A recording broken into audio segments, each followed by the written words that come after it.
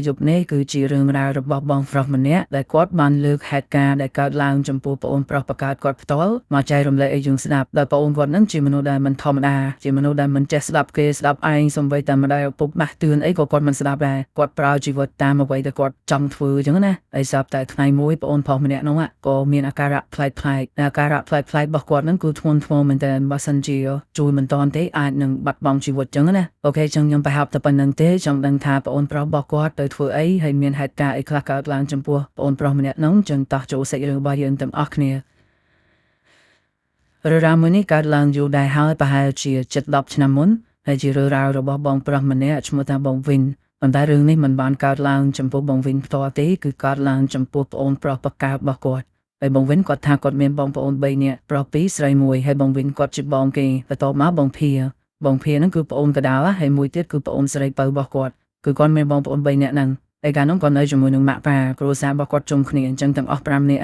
ហើយបងវិនគាត់ថាគាត់ជាមួយនឹងប្អូនប្រុសគាត់ម្នាក់ដែលឈ្មោះភាហ្នឹងគាត់ថាគាត់នឹងប្អូនប្រុសគាត់ហ្នឹងគឺចរិតមិនដូចគ្នាសោះ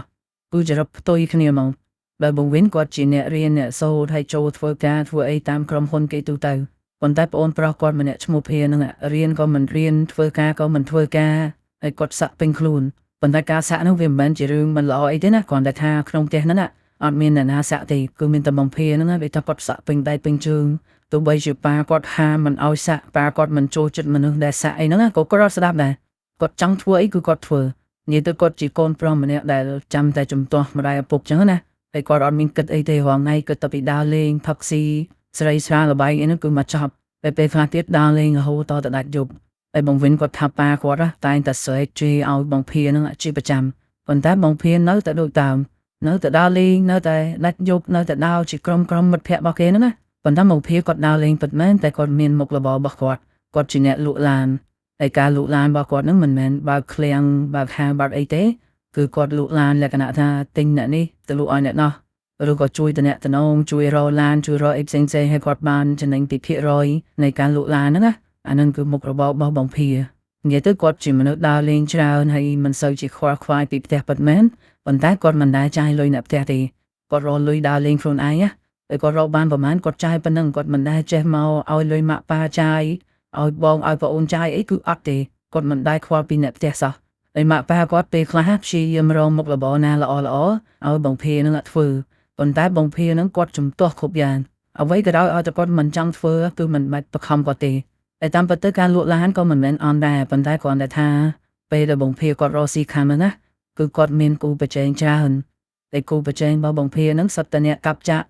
់ឬតាមមានរឿងអីទាស់គ្នាឬមួយក៏ទៅទិញឡានទៅដើមគ្នាទៅដើមម៉ូយទៅដើមអីហ្នឹងគឺពួកគាត់អត់ចេះដោះស្រាយបញ្ហាដោយសន្តិវិធីណាគឺចង់ទៅហៅបាយយកបាញ់យកកាប់របស់សម្រាប់អាហ្នឹងគឺនៅក្នុងសង្គមរបស់បងភាហើយដល់ពេលម៉ាក់ប៉ាគាត់ឃើញអញ្ចឹងគាត់មិនចង់ឲ្យកូនគាត់បដូរមុខរបរគាត់ចង់ឲ្យបងភានឹងបដូរមុខរបរមករកស៊ីអានេះវិញល្អជាងសុវត្ថិភាពជាងអីចឹងណាតែបងភាមិនដែលស្ដាប់ទេអញ្ចឹងម៉ាក់ប៉ាគាត់ក៏បានទៅធ្វើបដ ாய் ឲ្យបងភាធ្វើអីទៅហើយលុះដល់ថ្ងៃមួយស្រាប់តែថ្ងៃមួយហ្នឹងមិនដឹងជាថ្ងៃអីទេស្រាប់តែបងភានេះគាត់ត្រឡប់មកដល់ផ្ទះវិញគឺគាត់សប្បាយចិត្តមែនទែនគាត់សប្បាយចិត្តគាត់ស្រែកគាត់គាត់ហូពេញផ្ទះនិយាយទៅដូចត្រូវរង្វាន់ធំអីម្យ៉ាងអញ្ចឹងហើយដល់ពេលគេឃើញគាត់សប្បាយចិត្តចឹងទៅបងវិនដែលជាបងប្រុសនេះគាត់មិនសួរតែឯងកើតអីហើយថៃឯងមិនសប្បាយចិត្តដល់ថ្នាក់ហ្នឹងណាហើយបងភាគេឆ្លើយមកអន្លោយគេថាមានអីគ្រាន់តែលក់ឡានបាន7-8គ្រឿងថ្ងៃហ្នឹងគេនិយាយចឹងណាគេនិយាយដូចធម្មតាគ្មានអីអស្ចារ្យទេណាគឺថាមានអីថ្ងៃហ្នឹងគ្រាន់តែលក់ឡានបាន7-8គ្រឿងហើយបងវិនគាត់លឺហើយគាត់រៀងភ្ញាក់ដែរគេថាប្អូនប្រុសគាត់អីក៏ប្រកែដល់ថ្នាក់ហ្នឹងណាហើយបញ្ជាក់ម្ដងទៀតបងភាគាត់អត់មានឃ្លាំងលក់ឡានឬមួយក៏កន្លែងទុកឡានកន្លែងអីរបស់គាត់ហ្នឹងគឺគ្មានទេគឺគាត់រកបានមួយគាត់លក់មួយរកបានមួយគាត់លក់មួយហើយថ្ងៃហ្នឹងគាត់សប្បាយចិត្តពេញផ្ទះគឺដោយសារតែគាត់លក់បាន7-8គ្រឿងអញ្ចឹងយើងគ្រាន់តែលឺទៅភ្ញាក់មែនអីក៏សាហាវដល់ថ្នាក់ហ្នឹងហើយបងភាគាត់ថាច់យប់ហ្នឹងចាំអញតើយប់ហ្នឹងជប់វាឯណាណៃម្ដងអ្នកភ័យទោសណាបងភាគាត់ប្អូនបងវិញមែនប៉ុន្តែគាត់និយាយជាមួយបងគាត់អញហែងតែគាត់ហៅបងវិញហ្នឹងអាវិនចឹងអត់មានហៅបងទេតែឥឡូវហ្នឹងគាត់និយាយអញ្ចឹងគាត់ថាយប់ហ្នឹងជប់វាឯណាណៃម្ដងហើយអស់ប្រហែលចាំអញអ្នកចេញលុយនិយាយទៅគេលុយចូលជ្រៅណាហើយរហូតដល់ជប់ឡើងពួកគាត់ក៏ជប់លៀងទិញអីយកមកញ៉ាំប៉ុន្តែអ្វីដែលម៉ាក់ប៉ាគាត់មិនពេញចិត្តហ្នឹងគឺបងភានេះគាត់ខលហៅមិត្តភ័ក្តិគាត់មកក្រុមមកដែរហើយមិត្តភ័ក្តិមកក្រុមរបស់គាត់ហ្នឹងសិតតែសេរីបងភាហ្នឹងនិយាយទៅម៉ាក់ប៉ាគាត់អត់សូវចូលចិត្តទេឲ្យតែមិត្តភ័ក្តិបងភាមកម្ដង ប៉ុន្តែបងភៀនហ្នឹងគាត់ហៅមកបាត់ហើយហ្នឹងអញ្ចឹងយប់ហ្នឹងក៏ផឹកស៊ីជុំគ្នាជាមួយនឹងមិត្តភ័ក្តិគាត់ទៅហើយផឹកស៊ីនៅផ្ទះអត់អស់ចិត្តទេណាផឹកប្រហែលជាដល់ម៉ោង10 10យប់មកក្រុមពួកគាត់ហ្នឹងចេញទៅក្រៅផឹកតហើយបងភៀនគាត់ក៏ទៅដែរទាំងដែលម៉ាក់ប៉ាហាមមិនចង់ឲ្យទៅក៏គាត់ស្ដាប់ដែរវាតែវាសុបាយចិត្តគេលេងគិតអីណាអញ្ចឹងក៏គាត់ចេញទៅហើយដាច់យប់ហ្នឹងរហូតតទៅព្រឹកឡើងមិនមកវិញហើយបងវិញគាត់ថាមករយៈហ្នឹងណាបងអូនប្រុសរបស់គាត់បងភៀនហ្នឹងណាគឺគាត់រស់ស៊ីបាយមែនតើហើយជប់លាវដើរលេងចូលក្លឹបសឹងតែរាល់ថ្ងៃហើយបងវិញគាត់មិនសូវជាខ្វល់អីប្រហែលទេដោយសារតែបងវិញគាត់ធ្វើការព្រឹកល្ងាចឡើងបានគាត់ចូលផ្ទះប៉ុន្តែបងវិញគាត់ឃើញនៅក្នុង Facebook គាត់ឃើញបងអូនគាត់បងភៀនហ្នឹងណាផុសតែពីដើរលេងផឹកស៊ីចូលក្លឹបអោបស្រែកដូរមុខរហូតមករយៈហ្នឹងបងវិញគាត់ឃើញចឹងប៉ុន្តែបងវិញគាត់ថាបានតែមករយៈទេស្រាប់តែក្រោយមកបងអូនប្រុសគាត់ចាប់ដើមផ្លែកដោយបងវិញគាត់ថាបងអូនប្រុសគាត់បងភៀនហ្នឹងណាមករយៈក្រោយនៅតែក្នុងបន្ទប់ហើយអត់ព្រមចេញមកក្រៅទេហើយដល់ពេលបងប្រុសគាត់ផ្លែកអញ្ចឹងគាត់មិនឆ្ងល់មែនទេដោយសារតែបងភៀនជាទូទៅគឺគាត់មិនដែលចេះនៅក្នុងបន្ទប់យូរទេហើយថ្ងៃណាក៏គាត់ចេញទៅក្រៅដែរគាត់ទៅដើរលេងទៅនេះទៅនោះមានកម្មវិធីជាមួយនឹងមិត្តភ័ក្តិរបស់គាត់ហ្នឹងប៉ុន្តែមករយៈក្រោយនេះមិនដឹងមិនទេធំភៅមែនទេអត់ចេញពីក្នុងបន្ទប់ហើយបងវិញគាត់ថានៅផ្ទះគាត់ជាទូទៅរាល់យប់គឺគ្រួសារគាត់តែងអង្គុយញ៉ាំបាយជុំគ្នាទោះបីជាបងភៀគាត់មិនសូវញ៉ាំបាយនៅផ្ទះប៉ុន្តែពេលណាដែលគាត់នៅផ្ទះគាត់តែងតែមកអង្គុយញ៉ាំជុំគ្នាចឹងប៉ុន្តែមករយៈក្រោយហ្នឹងម៉ាក់គាត់ស្រែកហៅបងភៀឲ្យចុះមកញ៉ាំបាយបងភៀគាត់ចុះមកមែនប៉ុន្តែគាត់អត់ញ៉ាំនៅនឹងទេគាត់ចុះមកដួលបាយហើយគាត់យកបាយឡើងទៅលើញ៉ាំបន្ទាប់គាត់នៅជាន់ទី2គឺគាត់ចុះមកយកទៅញ៉ាំចឹងអត់អង្គុយញ៉ាំជាមួយគេទេហើយម្ដងម៉ាក់ប៉ាគាត់បងប្អូនគាត់មិនសូវជាខ្វល់ខ្វាយអីប្រហែលទេណាពួកគាត់គិតថាប្រហែលជាបងភៀហ្នឹងស្វឹងឬមួយក៏គាត់មិនតន់ស្វាងចឹងហ៎ដោយសារតែគាត់ផឹកស៊ីជាប្រចាំណាអញ្ចឹងអត់មានអ្នកណាដូចជាយកចិត្តទុកដាក់អីពេកទេប៉ុន្តែបងវិញគាត់ថាពីមួយថ្ងៃទៅមួយថ្ងៃពីមួយថ្ងៃទៅមួយថ្ងៃបងភៀផ្លាយទៅហើយបងភៀគាត់ជាមនុស្សដែលរាវស្គមគាត់ញ៉ាំបាយតិចទេប៉ុន្តែមករយៈក្រោយចឹងគាត់ញ៉ាំបាយច្រើនមែនទែនគាត់ចុះមកដួសបាយនៅក្រោមញ៉ាំគាត់ដួសម្ដងមកគុំហើយមកហូបអីដួសច្រើនមែនទែនដួសសឹងតែមិនទុកអីគេញ៉ាំដោយរបៀបថាញ៉ាំច្រើនខុសពីធម្មតាអញ្ចឹងណាហើយអ្វីដែលចម្លែកមួយទៀតគឺបងភៀគាត់ជាមនុស្សដែលចូលចិត្តទៅអាវវាលឃ្លាតដោយសារតែគាត់សាក់ពេញដៃពេញខ្លួនគាត់ចង់បង្ហាញសាក់របស់គាត់អញ្ចឹងណាអញ្ចឹងជាទូទៅគាត់ពាក់អាវវាលប៉ុន្តែមករយៈក្រោយហ្នឹងគាត់ពាក់អាវដៃវែងខោជើងវែងលក្ខណៈដូចអាវល្ងាអញ្ចឹងណាគាត់ពាក់អញ្ចឹងនៅក្នុងផ្ទះហើយផ្លៃអត់លើបើសិនជាយើងជាបងវិញនៅផ្ទះជាមួយគាត់ដូចថាសក់ប្អូនយើងទៅជាអញ្ចឹងយើងមិនឆ្ងល់ទេមែនទេប៉ុន្តែដំបូងបងវិញមិនសូវជាសួរនាំមិនសូវជានិយាយអីច្រើនទេណាមួយគាត់មិនសូវត្រូវជាមួយនឹងប្អូនគាត់ផងដោយសារតែពីរអ្នកគាត់ចិត្តខុសគ្នាអញ្ចឹងបងវិញបានតែធ្វើឲ្យអញ្ចឹងទៅហើយគាត់ថាពីមួយថ្ងៃទៅមួយថ្ងៃពីមួយថ្ងៃទៅមួយថ្ងៃគឺបងភៀធ្វើបែបហ្នឹងរហូតអត់ព្រមចេញពីក្នុងបន្ទប់ទេចេញមកក្រៅគឺចេញមកតែញ៉ាំបាយតាមមុខនឹងគាត់ហើយអាសកម្មភាពបែបហ្នឹងបានប្រហែលជា3ទៅ4ថ្ងៃសើតែមានថ្ងៃមួយពេលហ្នឹងពេលល្ងាចបងវិញគាត់ត្រឡប់មកពីធ្វើការហើយបងវិញត្រឡប់មកពីធ្វើការភ្លាមម៉ាក់គាត់ក៏ប្រាប់បងវិញថាថ្ងៃហ្នឹងអត់មានឃើញបងភៀចុះមកញ៉ាំបាយទេទោះបីជាម៉ាក់គាត់ប្រឹងស្រែកប្រឹងហៅប្រឹងមិនក៏បងភៀអត់ចុះមកដែរអញ្ចឹងឥឡូវនេះម៉ាក់គាត់ឲ្យបងវិញទៅមើលប្អូនតិចហើយបងវិញគាត់លឺអញ្ចឹងគាត់ក៏ដើរឡើងទៅលើជាន់ទី2ហើយដើរសម្ដៅទៅបន្ទប់ប្អូនគាត់ទៅបន្ទប់បងភៀហ្នឹងណ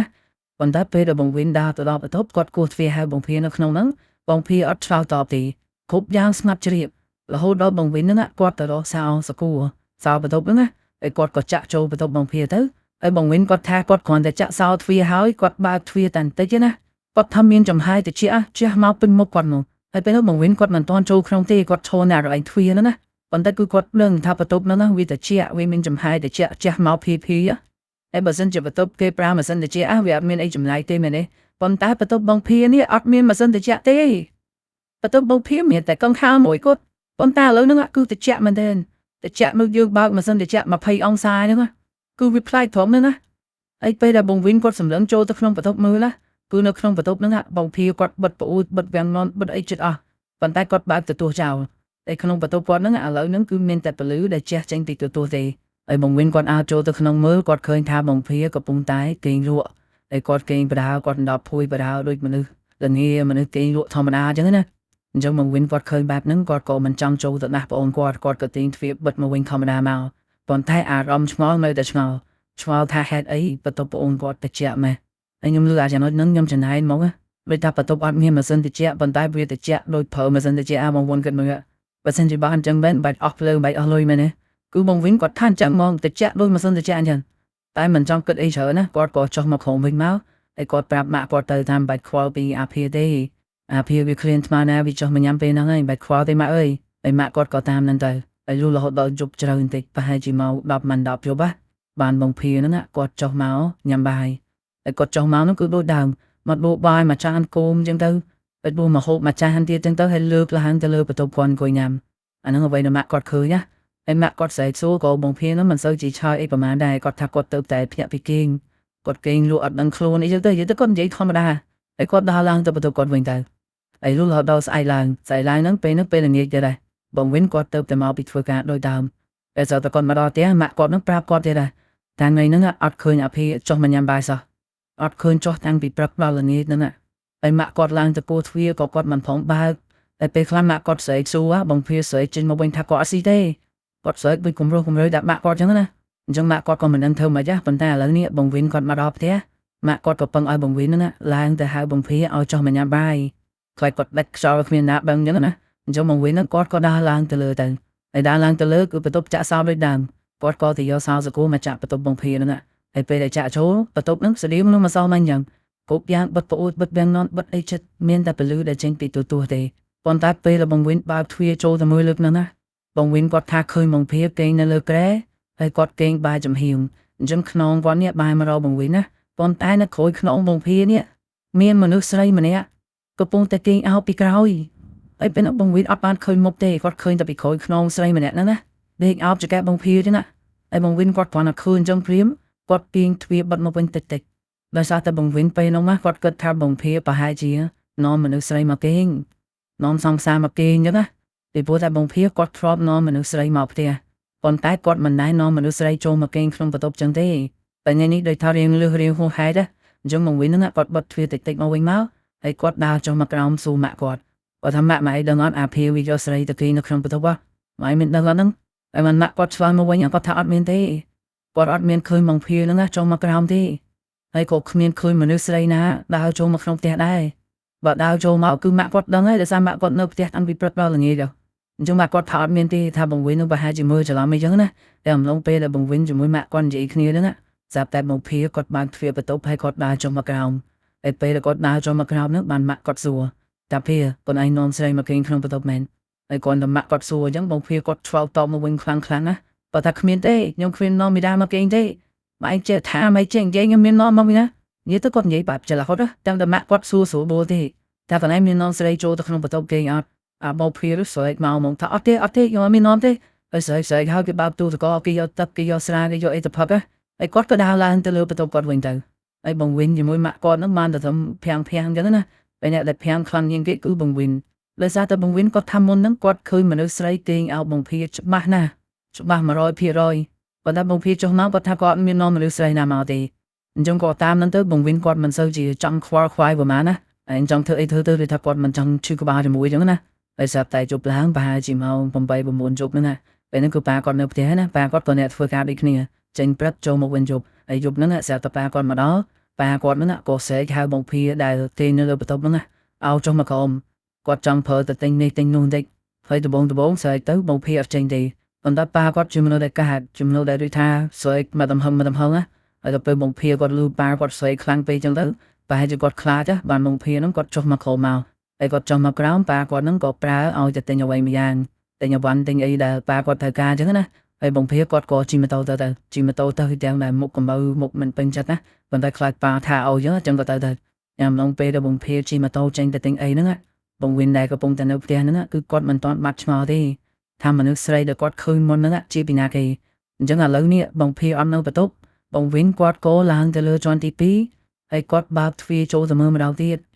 គាត់ចង់ដឹងថាមនុស្សស្រីនឹងមានពិតមែនអត់ប៉ុន្តែបងវិនគាត់ថាពេលដែលគាត់បើកទ្វារចូលទៅមើលលើកហ្នឹងគាត់អត់មានឃើញមនុស្សស្រីណានៅក្នុងបន្ទប់បងភាទ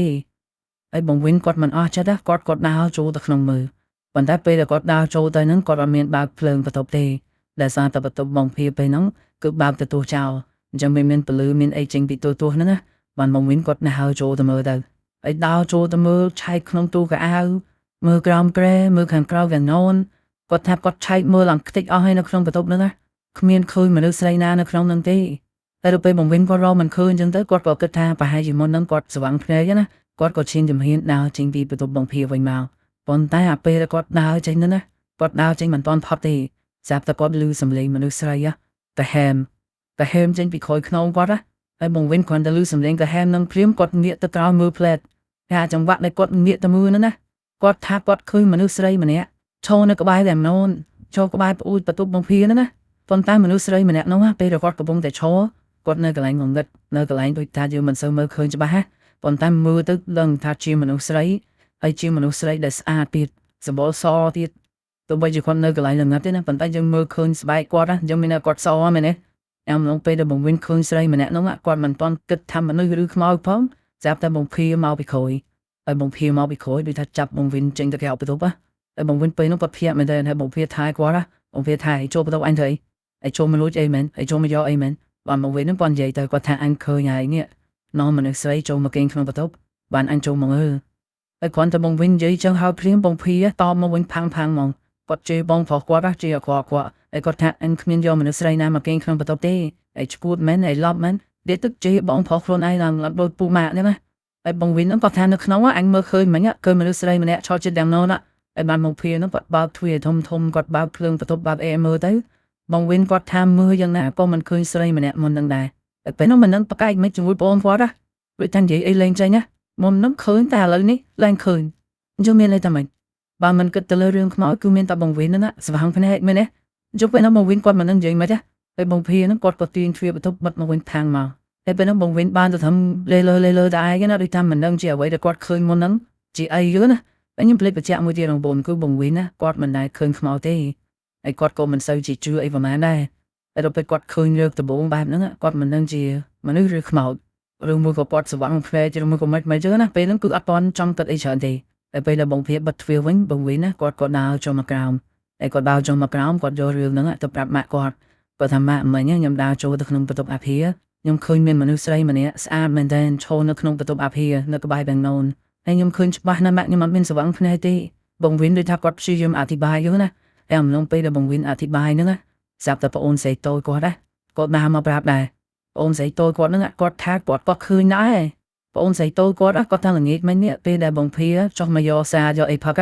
បងភីគាត់បើកទ្វារបន្ទប់ហើយគាត់អត់មានបិទទេគាត់បើកចំហចោលណាតែអំឡុងពេលដែលគាត់បើកទ្វារចំហចោលហ្នឹងប្អូនស្រីគាត់ក៏ដើរកាត់បន្ទប់បងភីតែពេលដែលប្អូនគាត់ដើរកាត់នឹងហើយគាត់ថាគាត់ឃើញមនុស្សស្រីម្នាក់ឈរនៅក្នុងបន្ទប់បងភីហើយមនុស្សស្រីម្នាក់នោះស្អាតមែនទែនហើយប្អូនស្រីគាត់ហ្នឹងរៀបរាប់ថាមនុស្សស្រីហ្នឹងមុខមិនស្លៀកពាក់មិនអីមិនហ្នឹងគឺដូចនឹងអ្វីដែលបងវិញឃើញអញ្ចឹងមានន័យថាបងវិញជាមួយនឹងប្អូនស្រីគាត់ឃើញដូចគ្នាឃើញមនុស្សស្រីតែមួយ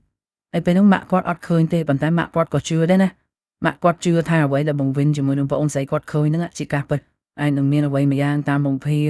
ឬក៏មានខ្មោចមានអីចូលផ្ទះយើងអញ្ចឹងណាពេលហ្នឹងម៉ាក់គាត់ចាប់ផ្ដើមគិតទៅលើរឿងហ្នឹងហើយប៉ុន្តែម៉ាក់គាត់អត់បានយករឿងហ្នឹងទៅប្រាប់ប៉ាទេដោយសារតែប៉ាគាត់ជាមនុស្សដែលកាចហើយប៉ាគាត់ហ្នឹងអត់ចូលចិត្តរឿងចឹង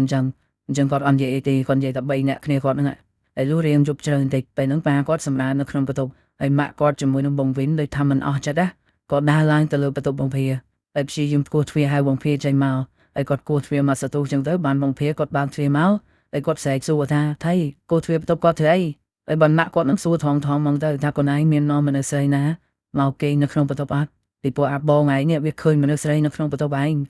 ហើយគាត់តែម៉ាក់គាត់សួរអញ្ចឹងព្រាមបងភីស្រែកមកគាត់ថាគាត់គ្មានយកទេប្រាប់ម៉ាក់ដងហើយថាគ្មានទេខ្ញុំនៅតែក្នុងបន្ទប់ខ្ញុំមានទៅណាខ្ញុំមានយកស្រីណាមកនិយាយទៅគាត់ទៅជាមនុស្សដែលច្រឡោតសួរអីបន្តិចម៉ាក់ណាតែពេលហ្នឹងគាត់និយាយហើយគាត់បើកទ្វារឲ្យម៉ាក់គាត់ហាត់កចូលទៅក្នុងមើលហើយម៉ាក់គាត់ពេលហ្នឹងមើលយ៉ាងណាក៏មើលមិនឃើញដែរបងវិញក៏អញ្ចឹងដែរមើលគ្មានឃើញមនុស្សស្រីណាក្នុងបន្ទប់ហ្នឹងទេហើយបងភីគាត់បើកទ្វារឲ្យមើលតែមួយផ្លែទេណាហើយគាត់សួរថាអស់ចិត្តហើយបានគាត់ទាញទ្វារបិទទៅវិញផាំងទៅហើយពេលហ្នឹងម៉ាក់គាត់ជាមួយនឹងបងវិញដូចថាមិនដឹងធ្វើម៉េចពេលហ្នឹងណាអញ្ចឹងក៏បដ ாய் តាមនឹងសិនទៅហើយចែកផ្លូវគ្នាទៅបន្ទប់គេងរៀងខ្លួនហើយលុះដល់ស្អែកឡើងហ្នឹងគឺមកដល់ពេលយប់ទៀតណាអានេះគឺខ្ញុំនិយាយកាត់ណាវណាគឺនៅយប់មួយហ្នឹងបងវិញជាមួយនឹងបងអូនស្រីជាមួយនឹងម៉ាក់ប៉ាគាត់កំពុងតែអង្គុយញ៉ាំបាយនៅជាន់ក្រោមណាហើយពេលដែលកំពុងអង្គុយញ៉ាំបាយហ្នឹងបងភីអត់ទាន់ចុះមកក្រោមទេហើយដល់ពេលបងភីអត់ព្រមចុះមកក្រោមលេងប៉ាគាត់ស្រែកមកទំហឹងហ្មងដូចខ្ញុំប្រាប់ចឹងប៉ាគាត់កើតណាប៉ាគាត់ស្រែកពីជាន់ទី1ទៅស្រែកថាអាភីចង់មកស៊ីបាយអត់មកស៊ីបាយតិចលេះខ្សោយងាប់ក្នុងបន្ទប់ឯងចង់មកស៊ីបាយនិយាយទៅស្រែកមិនសូវជាព្រោះស្ដាប់ទេណាស្រែកមកទំហឹងចឹងប៉ុន្តែបងភីអត់មានឆ្លើយតបទេ ហើយទៅពេលចឹងទៅបងវិនប៉ាម៉ាក់គាត់ក៏អង្គុយញ៉ាំបាយនៅក្រោមហ្នឹងប៉ុន្តែអង្គុយញ៉ាំបានមកសទុះស្រាប់តែបងភីគាត់បើកទ្វារបន្ទប់ចេញមកហើយគាត់បើកទ្វារបន្ទប់មកគាត់រត់ចុះមកក្រោមហើយគាត់រត់ចុះមកក្រោមគាត់អត់មានរត់មកញ៉ាំបាយទេតែគាត់រត់ទៅក្រៅហើយគាត់រត់ទៅក្រៅគាត់ឡើងម៉ូតូគាត់បើកម៉ូតូចេញទៅក្រៅមកហើយបញ្ជាក់ណាអាមុនហ្នឹងគឺគាត់ក៏រត់ចុះមកហ្មងដូចលក្ខណៈមនុស្សបញ្ញាប់ឬក៏មនុស្សមានអីមួយយ៉ាងរត់ចុះមកអត់មានប្រាប់គេប្រាប់អីទេចេញទៅក្រៅបញ្ឆេះម៉ូតូបើកទៅក្រៅបាត់តែពេលគាត់បើកម៉ូតូទៅក្រៅហ្នឹងគាត់មួលឡើងមកទំហឹងមួលឡើងវិញឡើងផ្អើលភូមិហើយប៉ាគាត់ពេលនោះខឹងមែនតើដូចថាបងភីធ្វើចរិតលឺធ្វើចរិតដូចមិនសមរម្យសោះអញ្ចឹងណាប៉ុន្តែធ្វើអីមិនបានក៏បានតែអង្គុយញ៉ាំបាយនៅផ្ទះហ្នឹងហើយបងវិនគាត់ថាបងភីចេញទៅក្រៅផ្ទះតាម20នាទីទេស្រាប់តែមានក្មេងប្រុសម្នាក់វាជិះម៉ូតូមកដល់មុខផ្ទះវាស្រែកហៅបងវិនហើយវាស្រែកលឺមែនតើថាបងវិនបាទបងវិនហ្នឹងគាត់រត់ចេញទៅក្រៅផ្ទះពេលដល់ពេលបងវិនគាត់ចេញទៅក្រៅបានណាក្មេងម្នាក់នោះគាត់ប្រាប់ថាគាត់ជិះម៉ូតូនៅតាមផ្លូវគាត់ឃើញបងភីគ្រោះថ្នាក់ចរាចរណ៍ហើយឥឡូវហ្នឹងឡានពេទ្យកំពុងតែដឹកបងភីទៅមន្ទីរពេទ្យហើយគាត់ជិះកាត់មិញហ្នឹងគាត់ឃើញតែប៉ុណ្្នឹងទេអញ្ចឹងមិនគាត់ប្រញាប់មកផ្ដល់ដំណឹងហ្នឹងមកឲ្យបងវិនហើយបងវិនគ្រាន់តែលឺហើយរត់ទៅប្រាប់ម៉ាក់ប៉ាគាត់នៅខាងក្នុងម៉ាក់ប៉ាគាត់បងវិនជាមួយនឹងប្អូនស្រីគាត់ហ្នឹងក៏ប្រញាប់ចេញឡានទៅមើលបងភីហើយពេលទៅហ្នឹងគឺព្យាយាមខលសួរបងភីប៉ុន្តែខលទៅបងភីអត់លើទេបាយជាគ្រូពេទ្យអ្នកលើហើយគ្រូពេទ្យគេលើគ្រូពេទ្យគេក៏ប្រាប់ទៅណាថានៅពេទ្យណាពេទ្យណីចឹងទៅបានបងវិនគាត់ធ្វើដំណើរទៅពេទ្យមួយនោះហើយពេលដែលធ្វើដំណើរទៅដល់ពេទ្យគេឲ្យពួកគាត់ចូលទៅមើលបងភីទៀតដោយសារតែពេលនោះបងភីកំពុងតែនៅក្នុងបន្ទប់សង្គ្រោះបន្ទាន់អញ្ចឹងបានតែធ្វើភ័យនៅក្រៅហ្នឹងណាហើយពេលនោះអត់តន់ដឹងទេថាបងភីហ្នឹងទៅគ្រោះថ្នាក់នឹងអីទៅបុកនឹងអ្នកណាអ្នកអីអត់តន់ដឹងទេហើយរបួសធ្ងន់ឬស្រាលក៏មិនតន់ដឹងដែរបានតែធ្វើអង្គុយភ័យនៅក្រៅបន្ទប់ហ្នឹងណាហើយបងវិនគាត់ថាគាត់នៅពេទ្យហ្នឹងរហូតទល់ភ្លឺបានគេរុញក្រែបងភីចេញមកពីក្នុងបន្ទប់សង្គ្រោះបន្ទាន់វិញហើយពេលដែលរុញចេញមកហ្នឹងគឺបងភីស្លាប់មិនតន់ដឹងខ្លួនទេហើយអ្វីដែលវារន្ធត់គឺជើងបងភីនេះបាក់ទាំងសងខាងហើយមិនធម្មតាបាក់ជើងទេដៃទាំងសងខាងបាក់ទាំងអស់ទៀតនិយាយទៅសភាពរបស់គាត់ពេលដែលគេរុញចេញមកគឺដៃជើងគាត់គេរុំដល់ចិត្តដូចថាគេទើបតែវះកាក់ហើយគេរុំកណាត់រុំអីជុំវិញដៃជុំវិញជើងគាត់ចឹងណាអាហ្នឹងគឺជារូបភាពដែលឃើញពេលដែលរុញក្រែចេញមកអញ្ចឹងម្នាក់ស្លុតចិត្តមែនទេដូចថាមិននឹកស្មានទៅវាធ្ងន់ធ្ងរដល់ថ្នាក់ហ្នឹងតែក៏បានតែអង្គុយមើលបងភីហ្នឹងទៅចាំរហូតទៅបងភីដឹងខ្លួនហើយពេលដែលបងភីដឹងខ្លួនបានម៉ាក់គាត់ហ្នឹងសួរបងភីថាហេតុអីគាត់ជិះម៉ូតូលឿនម៉េះអីចេញទៅណាមិនក៏មិនប្រាប់គាត់ហើយទៅបុកនឹងអីទៅត្រូវគួរថ្នាក់នឹងអីហើយម៉ាក់គាត់សួរឡើងមកវិញប៉ុន្តែបងភីគាត់ឆ្លើយមកខ្លីៗគាត់ថាអត់មេទេម៉ាក់ខ្ញុំគ្រាន់តែរវល់មានការហើយខ្ញុំក៏ចេញទៅក្រៅទៅតែពេលចេញទៅក្រៅហ្នឹងខ្ញុំមានបើកលឿនបន្តិចខ្ញុំក៏ជ្រុលទៅបុកគេហើយខ្ញុំបុកជាមួយឡានហើយបុកមកផាំងហើយខ្ញុំក៏ស្លាប់លែងដឹងខ្យល់អីទៅនេះទៅគាត់ឆ្លើយធម្មតាមែនទេដូចរឿងតូចតាចអញ្ចឹងណាទាំងតែដៃជើងគាត់ឥឡូវកម្រើកលែងក៏ហត់ទេណាតែគេនិយាយឡើងធម្មតា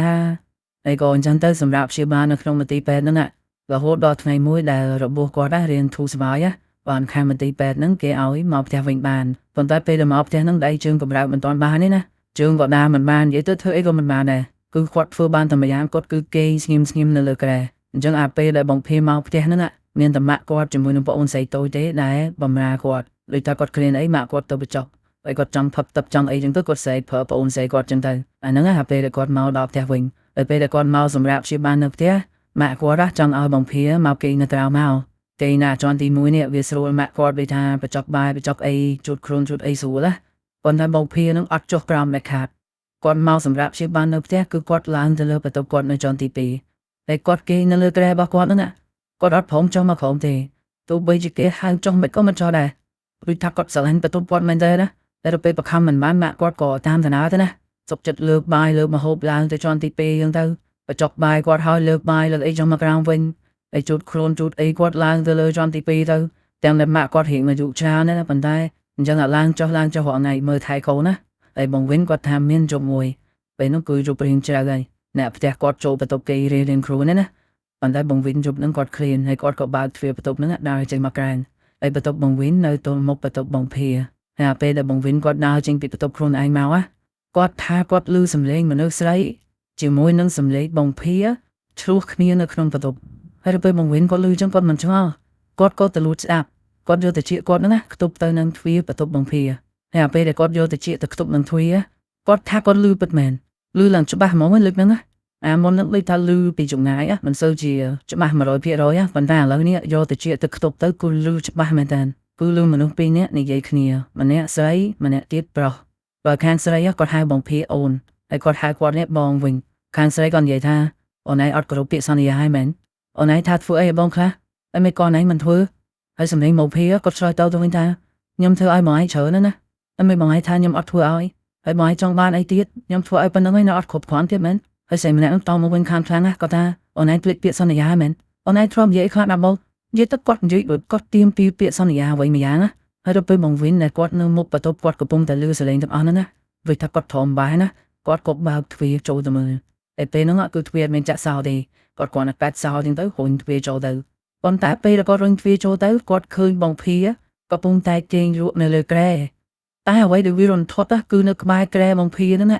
មានមនុស្សស្រីម្នាក់លុតជង្គង់នៅក្បែរនោះហើយមនុស្សស្រីម្នាក់នោះគាត់កំពុងតែចាប់ដៃបងភីឡើងហើយគាត់ខំដៃបងភីតែពេលដែលគាត់ខំគឺគាត់ទៅពីទៀតនិយាយទៅដូចជាអ្នកស្រីម្នាក់នោះគាត់កំពុងតែស៊ីដៃបងភីគាត់ខំដៃបងភីហើយគាត់ទៅពីហើយទៅពីហើយគាត់ខំទៀតគាត់ទៅពីខំទៅពីខំនោះ3ដងបានស្រីម្នាក់នោះណាគាត់វាឡើងមកលើខ្លួនបងភីហើយគាត់វាឡើងមកលើខ្លួនហើយគាត់យកដៃគាត់ណាចំបាច់កបងភីតែពេលដែលគាត់ចំបាច់កណាបងភីឡើងប្រកាច់នៅលើក្រែឡើងប្រកាច់ដូចមនុស្សចង់បាត់ខ្សោយណាហើយបានបងវិញគាត់ឃើញមកភីប្រកាន់ចឹងណាបានគាត់រាវដៃគាត់ណាទៅរកកងតាក់ហើយគាត់បើកភ្លើងហើយគ្រាន់តែគាត់បើកភ្លើងពុបស្រីម្នាក់នោះបាត់ឈឹងតែអ្នកដែលមិនទាន់បាត់គឺបងភីគាត់នៅប្រកាច់នៅឡើយគាត់អត់ឈប់ទេហើយបងវិញពេលនោះគាត់ភ័យណាស់គាត់ប្រញាប់ស្រីហៅម៉ាក់ប៉ានៅក្រោមណាស្រីមកទំហឹងមកផ្អើទៀតហើយបានម៉ាក់ប៉ាគាត់ឡើងមកមើលមកឃើញបងភីនោះប្រកាច់នៅលើក្រែហើយបានជួយនាំគ្នាលើកបងភីនោះទៅមន្ទីរពេទ្យតាំងយប់ជ្រៅនោះហើយដល់ពេលទៅដល់មន្ទីរពេទ្យគេចាក់ថ្នាំគេពិនិត្យគេឲ្យមើលទៅពេទ្យគេផ្ដោតដំណឹងមកថាបងភីអត់មានឈឺអីទេគាត់អត់មានជំងឺអីនៅក្នុងខ្លួនទេក្រៅពីរបួសដៃរបួសជើងរបស់គាត់ណាក្រៅពីហ្នឹងគឺគាត់អត់មានជំងឺទេហើយអាការរបួសដៃជើងរបស់គាត់ការបាក់ដៃបាក់ជើងអីហ្នឹងពោលវាមិនអាចបណ្ដាលឲ្យមនុស្សប្រកាច់បានដែរនិយាយទៅបងភីវាអត់មានហេតុផលអីដែលត្រូវប្រកាច់បានណាពេលទៅពេទ្យគេថាអីចឹងទៅក៏នាំមកភីហ្នឹងមកផ្ទះវិញមកប៉ុន្តែពេលដែលនាំមកវិញហ្នឹងបងភីអត់តន់ដឹងខ្លួនទេនៅស្លាប់តែរឿងប្រកាច់ទៅអីហ្នឹងគឺលែងហើយគឺលើកហ្នឹងគឺស្ងាត់ជ្រាបសម្លំគេហ្នឹងហើយបងប្អូនឆ្ងល់ទេមុនហ្នឹងណាបងវិញណាពេលដែលគាត់ឃើញស្រីម្នាក់ហ្នឹងខំដៃប្អូនប្រុសគាត់ហើយឡើងមកលើខ្លួនច្បាច់កច្បាច់អីហ្នឹងហេតុអីក៏បងវិញគាត់មិនចូលទៅជួយហេតុអីក៏គាត់មិនប្រញាប់បើកភ្លើងបាប់អីបងវិញគាត់ថាពេលហ្នឹងណាគាត់ដូចសម័យចឹងគាត់ដូចមនុស្សដែលលើក្នុងសន្លំអីមួយយ៉ាងណាគាត់ភាំងនឹងរូបភាពដែលគាត់ឃើញហើយគាត់ឈោមើលស្រីម្នាក់ហ្នឹងធ្វើអញ្ចឹងដាក់ប្អូនគាត់បើហូតតតែបងភីប្រកាច់បានបងវិញហ្នឹងគាត់មានស្មារតីមកវិញអាពេលហ្នឹងណាគាត់ប្រាប់មកអញ្ចឹងគាត់ថាគាត់យកខ្លួនឯងដែរគាត់ឃើញរូបភាពមួយហ្នឹងគាត់ទៅជាផ្លឹកហើយគាត់មើលអ្វីដែលស្រីម្នាក់ហ្នឹងធ្វើដោយរបៀបថាស្រីម្នាក់ហ្នឹងសកាត់ចិត្តគាត់ឲ្យបងវិញហ្នឹងឈោមើលអញ្ចឹងដោយសារតែបងវិញណាគាត់ថាស្រីម្នាក់ហ្នឹងក៏មើលឃើញគាត់ដែរហើយស្រីម្នាក់ហ្នឹងក៏ដឹងថាបងវិញកំពុងតែបើកទ្វារចូលទៅមើលដែរប៉ុន្តែស្រីម្នាក់ហ្នឹងអត់មានខ្វល់ពីបងវិញទេអ្វីដែលគាត់ធ្វើហ្នឹងគឺគាត់ចាប់ដៃបងភីទៅខំទៅពីហើយបានគាត់ឡើងមកលើខ្លួនច្បាច់កគាត់ធ្វើអញ្ចឹងហ្មងគាត់អត់មានខ្លាចបងវិញឃើញអត់មានខ្លាចអីទេតែកន្លែងហ្នឹងបងវិញគាត់បញ្ជាក់អញ្ចឹងគាត់ថាគាត់ចង់ជួយបងគាត់ណាតែគាត់មានភាំងវាផ្លឹកវាដូចនៅក្នុងសន្តំអីមួយយ៉ាងដែលគាត់អត់ដឹងខ្លួនណាតែគាត់មកដឹងខ្លួនពេលដែលបងភីប្រកាសដល់ពេលអញ្ចឹងទៅមិននឹងនិយាយមិនទេពេលដែលនាំបងភីមកផ្ទះវិញពេលហ្នឹងបងវិញគាត់អត់បិទទ្វារបន្ទប់បងភីទេបើកទ្វារបន្ទប់បងភីចោលហើយបងវិញគាត់ជួបហេតុការណ៍មុនហ្នឹងវាថាគាត់នៅភ័យគាត់មិនទាន់បាត់គាត់គាត់ដើរទៅមើលបងភីហ្នឹងដើរទៅវិញទៅមកពេលដែលគាត់ដើរទៅវិញទៅមកហ្នឹងស្រាប់តែបងវិញគាត់ឃើញបងភីដឹងខ្លួនហើយពេលដែលបងភីដឹងខ្លួនឡើងណាបងភីស្រីហៅបងវិញនេះឲ្យមកជួយគាត់ស្រីហៅបងគាត់ថាអាវិនជួយអញផងអាវិនហើយបងវិញហ្នឹងគាត់ក៏រត់ចូលទៅក្នុងទៅបានរត់ចូលទៅដល់បងភីហ្នឹងគាត់ថាជួយអញផងអញខ្លាចជួយអញផងហើយបងវិញនេះគាត់មិនទាន់ដឹងរឿងគាត់អត់យល់អញ្ចឹងបងវិញហ្នឹងគាត់ក៏សួរត្រង់ទៅគាត់សួរប្អូនគាត់ហ្នឹងថាឯងទៅណាហើយឯងមានតែធ្វើអីអត់ឯងមានតែទិញអីឬមួយក៏ទៅកន្លែងណាដែលតាក់ទងនឹងជំនឿខ្មោចអំពើវិញ្ញាណអីផ្សេងទៅណាគាត់សួរត្រង់មកតែទៅពេលគាត់សួរអញ្ចឹងទៅបងភីពេលនោះគាត់ខ្លាចពេកគាត់ក៏ព្រមនិយាយរឿងមួយយ៉ាងប្រាប់បងវិញណាអញ្ចឹងចាប់ពីពេលហ្នឹងទៅគឺអ្វីដែលបងភីប្រាប់ដោយសារតែយើងស្ដាប់រឿងតាំងពីដើមមកយើងអត់ទាន់ដឹងទេថាបងភីគាត់ទៅធ្វើអីមកហើយគាត់បានទៅលេងស្អីរបស់អីគឺយើងអត់ដឹងទេមែនទេអញ្ចឹងឥឡូវហ្នឹងគឺជាអ្វីដែលបងភីប្រាប់បើបងភីគាត់ថាមករយៈមុនពេលដែលគាត់លក់ដាច់លក់ឡានលក់អីបានច្រើនហ្នឹងណាអាមុនពេលហ្នឹងគាត់ថាមានល្ងាចមួយល្ងាចហ្នឹងគឺគាត់អង្គុយផឹកស៊ីជាមួយនឹងមិត្តភ័ក្តិគាត់ដូចរាល់ដងអញ្ចឹងប៉ុន្តែនៅល្ងាចហ្នឹងមានពូម្នាក់គាត់មកចូលរួមផឹកជាមួយនឹងបងភីដែរហើយពូម្នាក់ហ្នឹងឈ្មោះថាពូម៉ាន់ហើយពូម៉ាន់ហ្នឹងគាត់រស់រាយមែនតែរស់រាយរាក់ទាក់ ហើយកគាត់ណាពាក់ខ្សែក4-5បតោហើយតាមដៃជើងគាត់ណាសុទ្ធតែសាក់ប៉ុន្តែសាក់ជាលក្ខណៈយ័ន្តណាមិនមែនសាក់រូបស្អីទេគឺសាក់យ័ន្តហើយគ្រាន់តែយើងឃើញប៉ុណ្ណឹងគឺដឹងថាពូម៉ៅហ្នឹងគាត់ជាអ្នកជឿជាអ្នកលេងមនោគមអីចឹងទៅពេលហ្នឹងគឺបងភីកិនចឹងប៉ុន្តែអត់បានចាប់អារម្មណ៍អត់បានអីទេបានទៅធ្វើផឹកស៊ីលេងជាមួយពូម្នាក់ហ្នឹងប៉ុន្តែផឹកយូរទៅដូចថានិយាយរៀងត្រូវគ្នាហើយបងភីហ្នឹងគាត់ល្អគាត់ផឹកប្រាគាត់ល្អប្រាគាត់ថាមករយៈហ្នឹងគ្មានពីណាមកតាក់ទងរកទិញឡានពីគាត់សោះគាត់រកលុយមិនសូវបាននិយាយទៅផឹកប្រាធ្ងោប្រាហើយដល់ពេលគាត់ធ្ងោអញ្ចឹងពូម៉ៅម្នាក់ដែលផឹកជាមួយគាត់ហ្នឹងក៏យករបស់ល្អមួយយ៉ាងឲ្យគាត់មើលហើយពូម្នាក់ហ្នឹងគាត់ប្រើពាក្យថាជាវត្ថុស័ក្តិសិទ្ធិជាវត្ថុដែលជួយឲ្យយើងរកស៊ីមានបានគាត់ប្រើពាក្យហ្នឹងណាហើយគាត់យកវត្ថុស័ក្តិសិទ្ធិមួយហ្នឹងមកឲ្យបងភីមើលហើយគាត់យកមកឲ្យបងភីមើលបងភីគាត់នឹងអីទេអ្វីដែលគាត់ឃើញពេលហ្នឹងគឺជាបំពង់កញ្ចក់មួយវាដូចជាកូនដបកញ្ចក់មួយតូចៗអញ្ចឹងណាដែលវាមានកម្របពីលើតែនៅក្នុងបំពង់កញ្ចក់មួយហ្នឹងវាមានម្សៅនៅក្នុងហ្នឹងហើយម្សៅក្នុងហ្នឹងមិនមែនជាម្សៅពណ៌សទេវាជាម្សៅរាងពណ៌ប្រផេះបន្តិច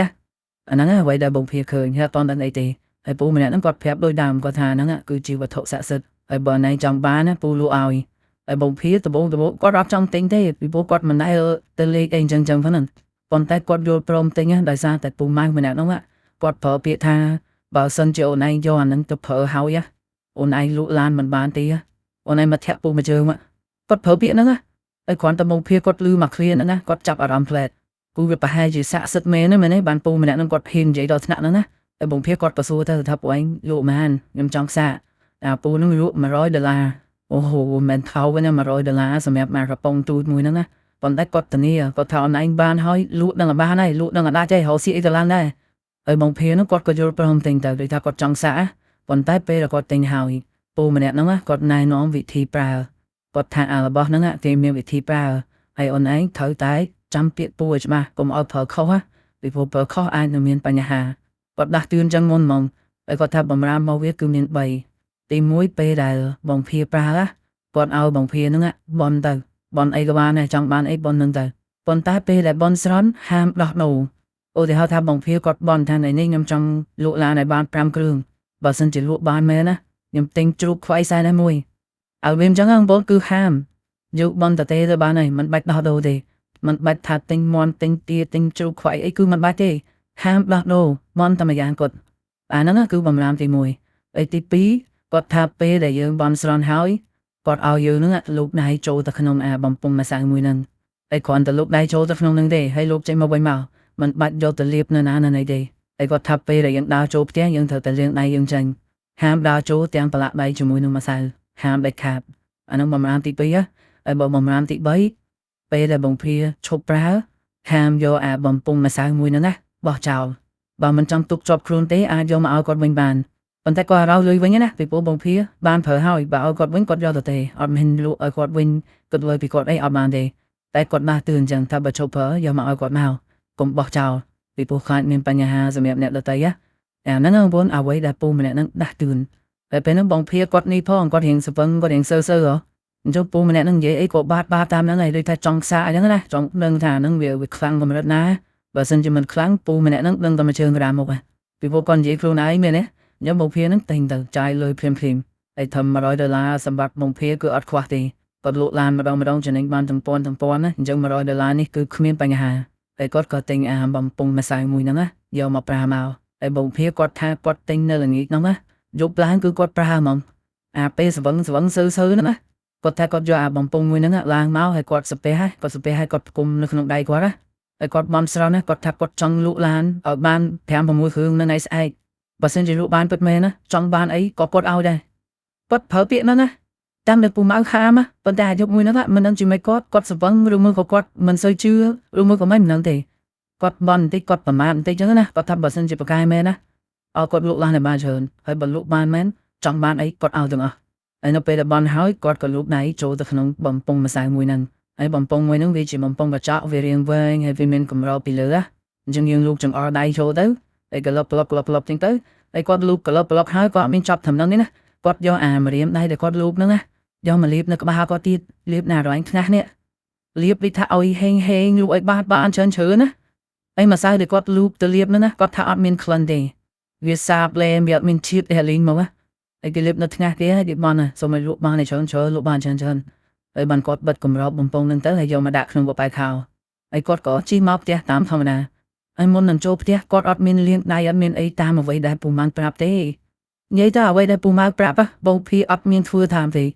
េតែបងភីគាត់ថាអាចចំណុចអត់លាងដៃហ្នឹងបងភីគាត់ថាគាត់ភ្លេចគាត់ថាគាត់ដើរចូលមកដល់ផ្ទះហើយបានគាត់ចាំបានណាអញ្ចឹងវាចូលបាត់ហើយនឹងវាចូលដល់ផ្ទះបាត់ហើយហ្នឹងអញ្ចឹងក៏មិនបានធ្វើតាមបណ្ដាំរបស់ពូម៉ាន់ទៅហើយគាត់ចូលមកដល់ផ្ទះមកសន្ទុះហើយបានគាត់ងូតទឹកមួយអីហើយទេងធម្មតាហើយគាត់ថាគ្រាន់តែគាត់បន់យប់មិញហ្នឹងណា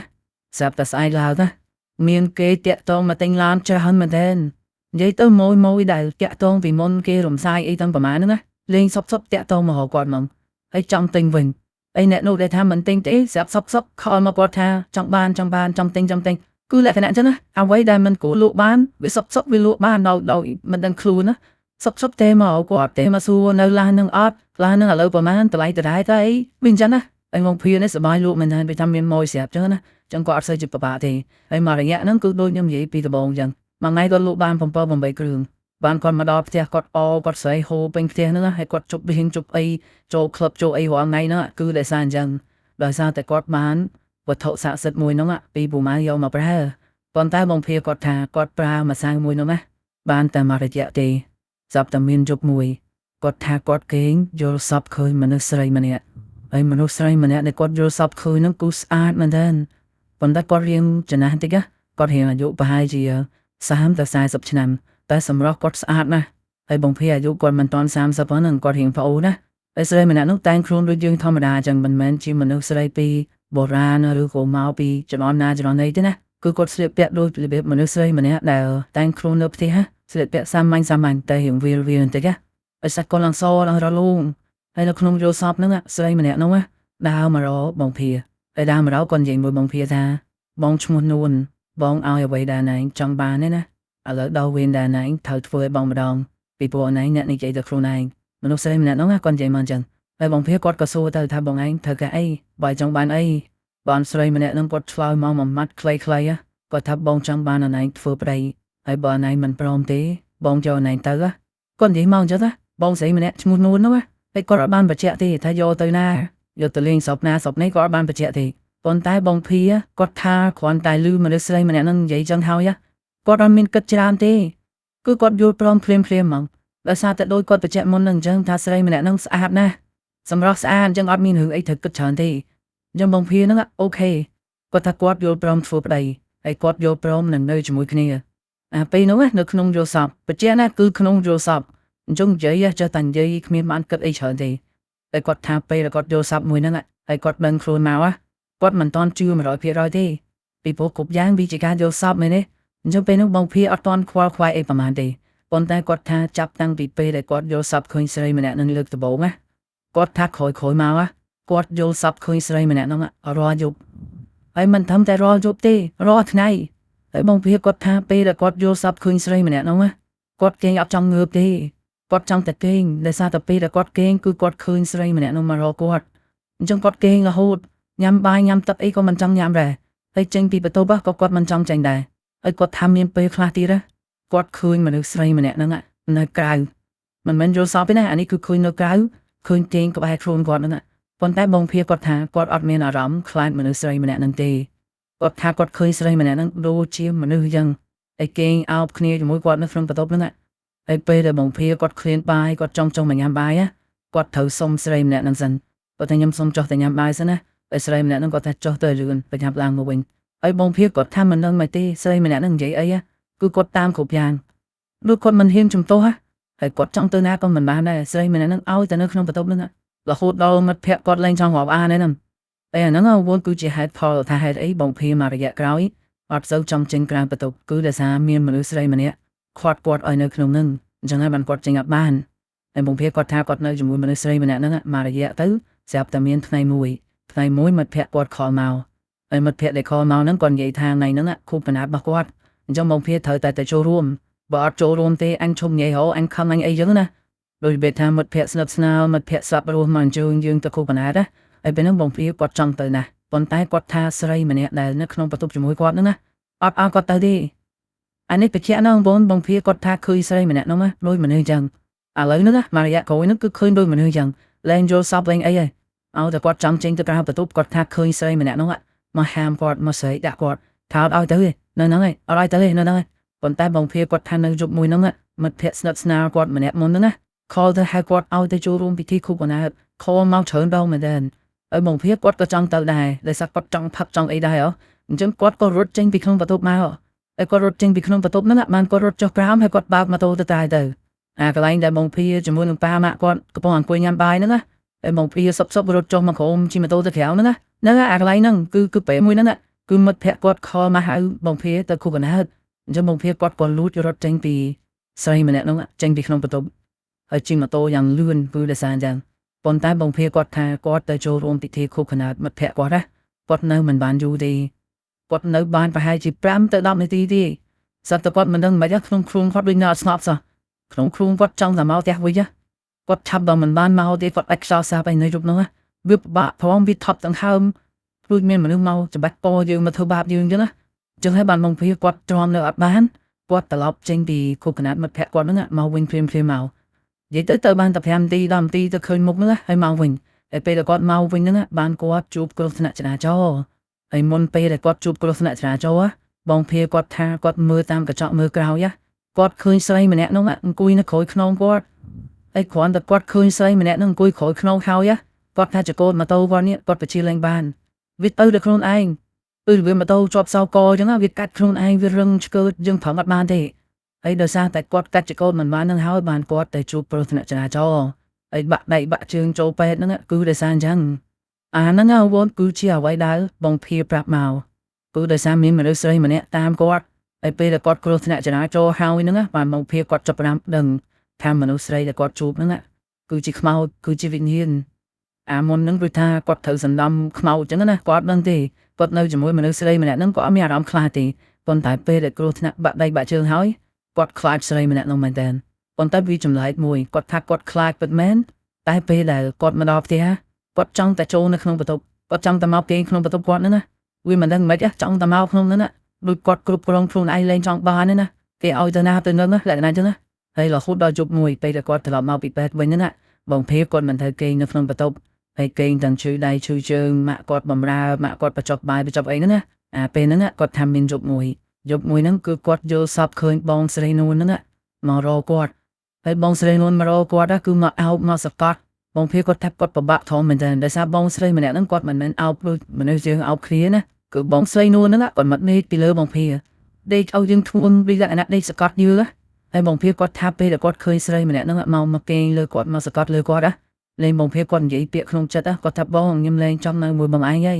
យបើឯងដោះលែងខ្ញុំទៅខ្ញុំបាក់ធំខ្ញុំលេងហ៊ាននៅមួយបងឯងហើយខ្ញុំខ្លាចដោយសារតែបងភេមុនពេលដែលគាត់គ្រោះថ្នាក់ចរាចរណ៍គាត់មិនឃើញបងស្រីនួនហ្នឹងនៅពីក្រោយអញ្ចឹងឥឡូវហ្នឹងគាត់ថាគាត់ខ្លាចគាត់លេងចង់នៅជាមួយហើយគ្រាន់តែបងភេនិយាយពាក្យថាលេងចង់នៅជាមួយ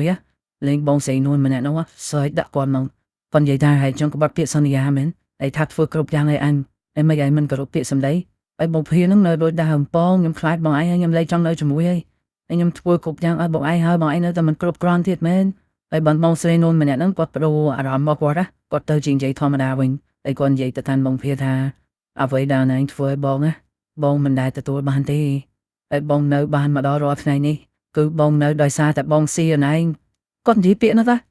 គឺគាត់ចង់មានន័យថាគាត់ស៊ីបងភេរាល់ថ្ងៃបានគាត់រស់នៅបានមកដល់រាល់ថ្ងៃហ្នឹងហើយបងភេគាត់នៅលឺពាក្យមកឃ្លៀហ្នឹងណាគាត់ភ័យមែនទែនអាមកឃ្លៀស៊ីឯងមិនហ្នឹងណាគាត់ភ័យគាត់ឡើងស្រែកពេញនៅក្នុងយល់សពគាត់ហ្នឹងហើយបងភេគាត់នៅតែនិយាយដូចដើមគាត់ថាខ្ញុំធ្វើឲ្យបងឯងអស់ហើយតើខ្ញុំធ្វើឲ្យបងឯងគ្រប់យ៉ាងហើយតើហើយមិនបងឯងនៅតែមិនពេញចិត្តទៀតបងឯងចង់បានអីទៀតចុះតែនិយាយឲ្យហើមនោះពេលគាត់និយាយទៅណាបានស្រីម្នាក់នោះគាត់ចាប់ផ្ដើមវាចុះទៅក្រោមហើយគាត់ខំដៃបងភេហើយអាពេលគាត់ខំដៃបងភេនោះណាមរៀមបងភេឡើងដាច់មរៀមមួយហើយស្រីម្នាក់នោះទៅពីមរៀមបងភេហើយគាត់ស៊ីមរៀមបងភេ4 5មរៀមហើយបានគាត់វាឡើងមកលើខ្លួនគាត់ច្បាច់កបងភេហើយបានបងភេគាត់បកាច់នៅលើក្រែហ្នឹងគឺដោយសារអញ្ចឹងតែបច្ចៈណាបងប្អូនអានេះគឺជាការយល់សប្តិគឺបងភេគាត់យល់សប្តិបែបហ្នឹងហើយគាត់ងើបមកវិញគាត់អត់មានដាច់មរៀមដាច់អីទេប៉ុន្តែអាក្នុងយល់សប្តិនោះគឺបងស្រីនួនហ្នឹងខំមរៀមដៃគាត់តដាច់ជាមួយនឹងអាកណាត់អាអីដែលគេរុំរបួសហ្នឹងគឺដាច់ទៅទាំងអស់ខ្ទាតឈាមខ្ទាតអីពេញហ្នឹងអាហ្នឹងគឺជាអ្វីដែលបងភេយល់សប្តិអញ្ចឹងយើងត្រឡប់មកបងវិញគឺយប់ហ្នឹងបងវិញគាត់មិនដើរមកមុខបន្ទប់បងភេ ហើយបងវិញគាត់មិនដាក់តិចលួចស្ដាប់បងភីនិយាយគ្នានៅក្នុងហ្នឹងហើយបងវិញគាត់លឺដូចអ្វីដែលបងភីយល់សមចឹងអញ្ចឹងមានន័យថាអាចយប់មួយហ្នឹងណាបងភីជាមួយនឹងបងស្រីនួនគាត់អត់បាននិយាយគ្នានៅក្រៅទេ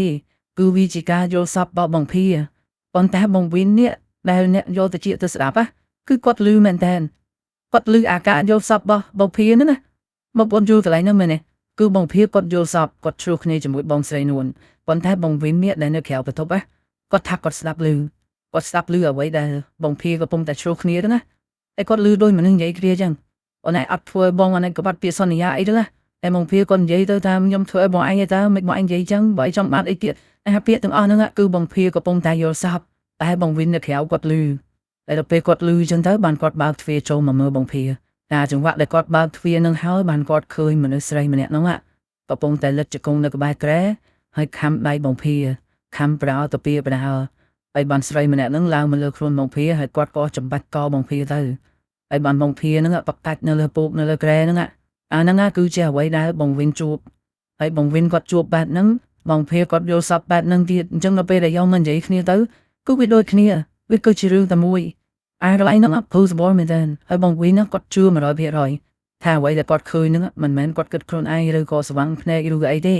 គឺមនុស្សស្រីម្នាក់ហ្នឹងហើយគឺជាបងស្រីនួនមនុស្សស្រីដែលវាមកស៊ីដៃបងភីហ្នឹងណាយប់ពេលនោះបងវិញគាត់ជឿណាហើយដល់ពេលគាត់ជឿចឹងទៅគាត់មិនត្រូវរកវិធីដោះស្រាយឲ្យបងអូនគាត់ពីព្រោះឥឡូវហ្នឹងបងភីធ្វើអេរកាទេបានធ្វើតែគេមកកន្លែងអញ្ចឹងមានតែបងវិញទេដែលជាអ្នកជួយហើយពេលហ្នឹងគាត់យករឿងទៅប្រាប់ម៉ាក់ទៅប្រាប់ប៉ាគាត់ហើយប៉ាគាត់ពេលហ្នឹងទោះជឿឬមិនជឿក៏គាត់លែងហាមហើយគាត់ឲ្យបងវិញជាមួយនឹងម៉ាក់ហ្នឹងរកវិធីដោះស្រាយទៅរកលោកឬក៏រកគ្រូណាដែ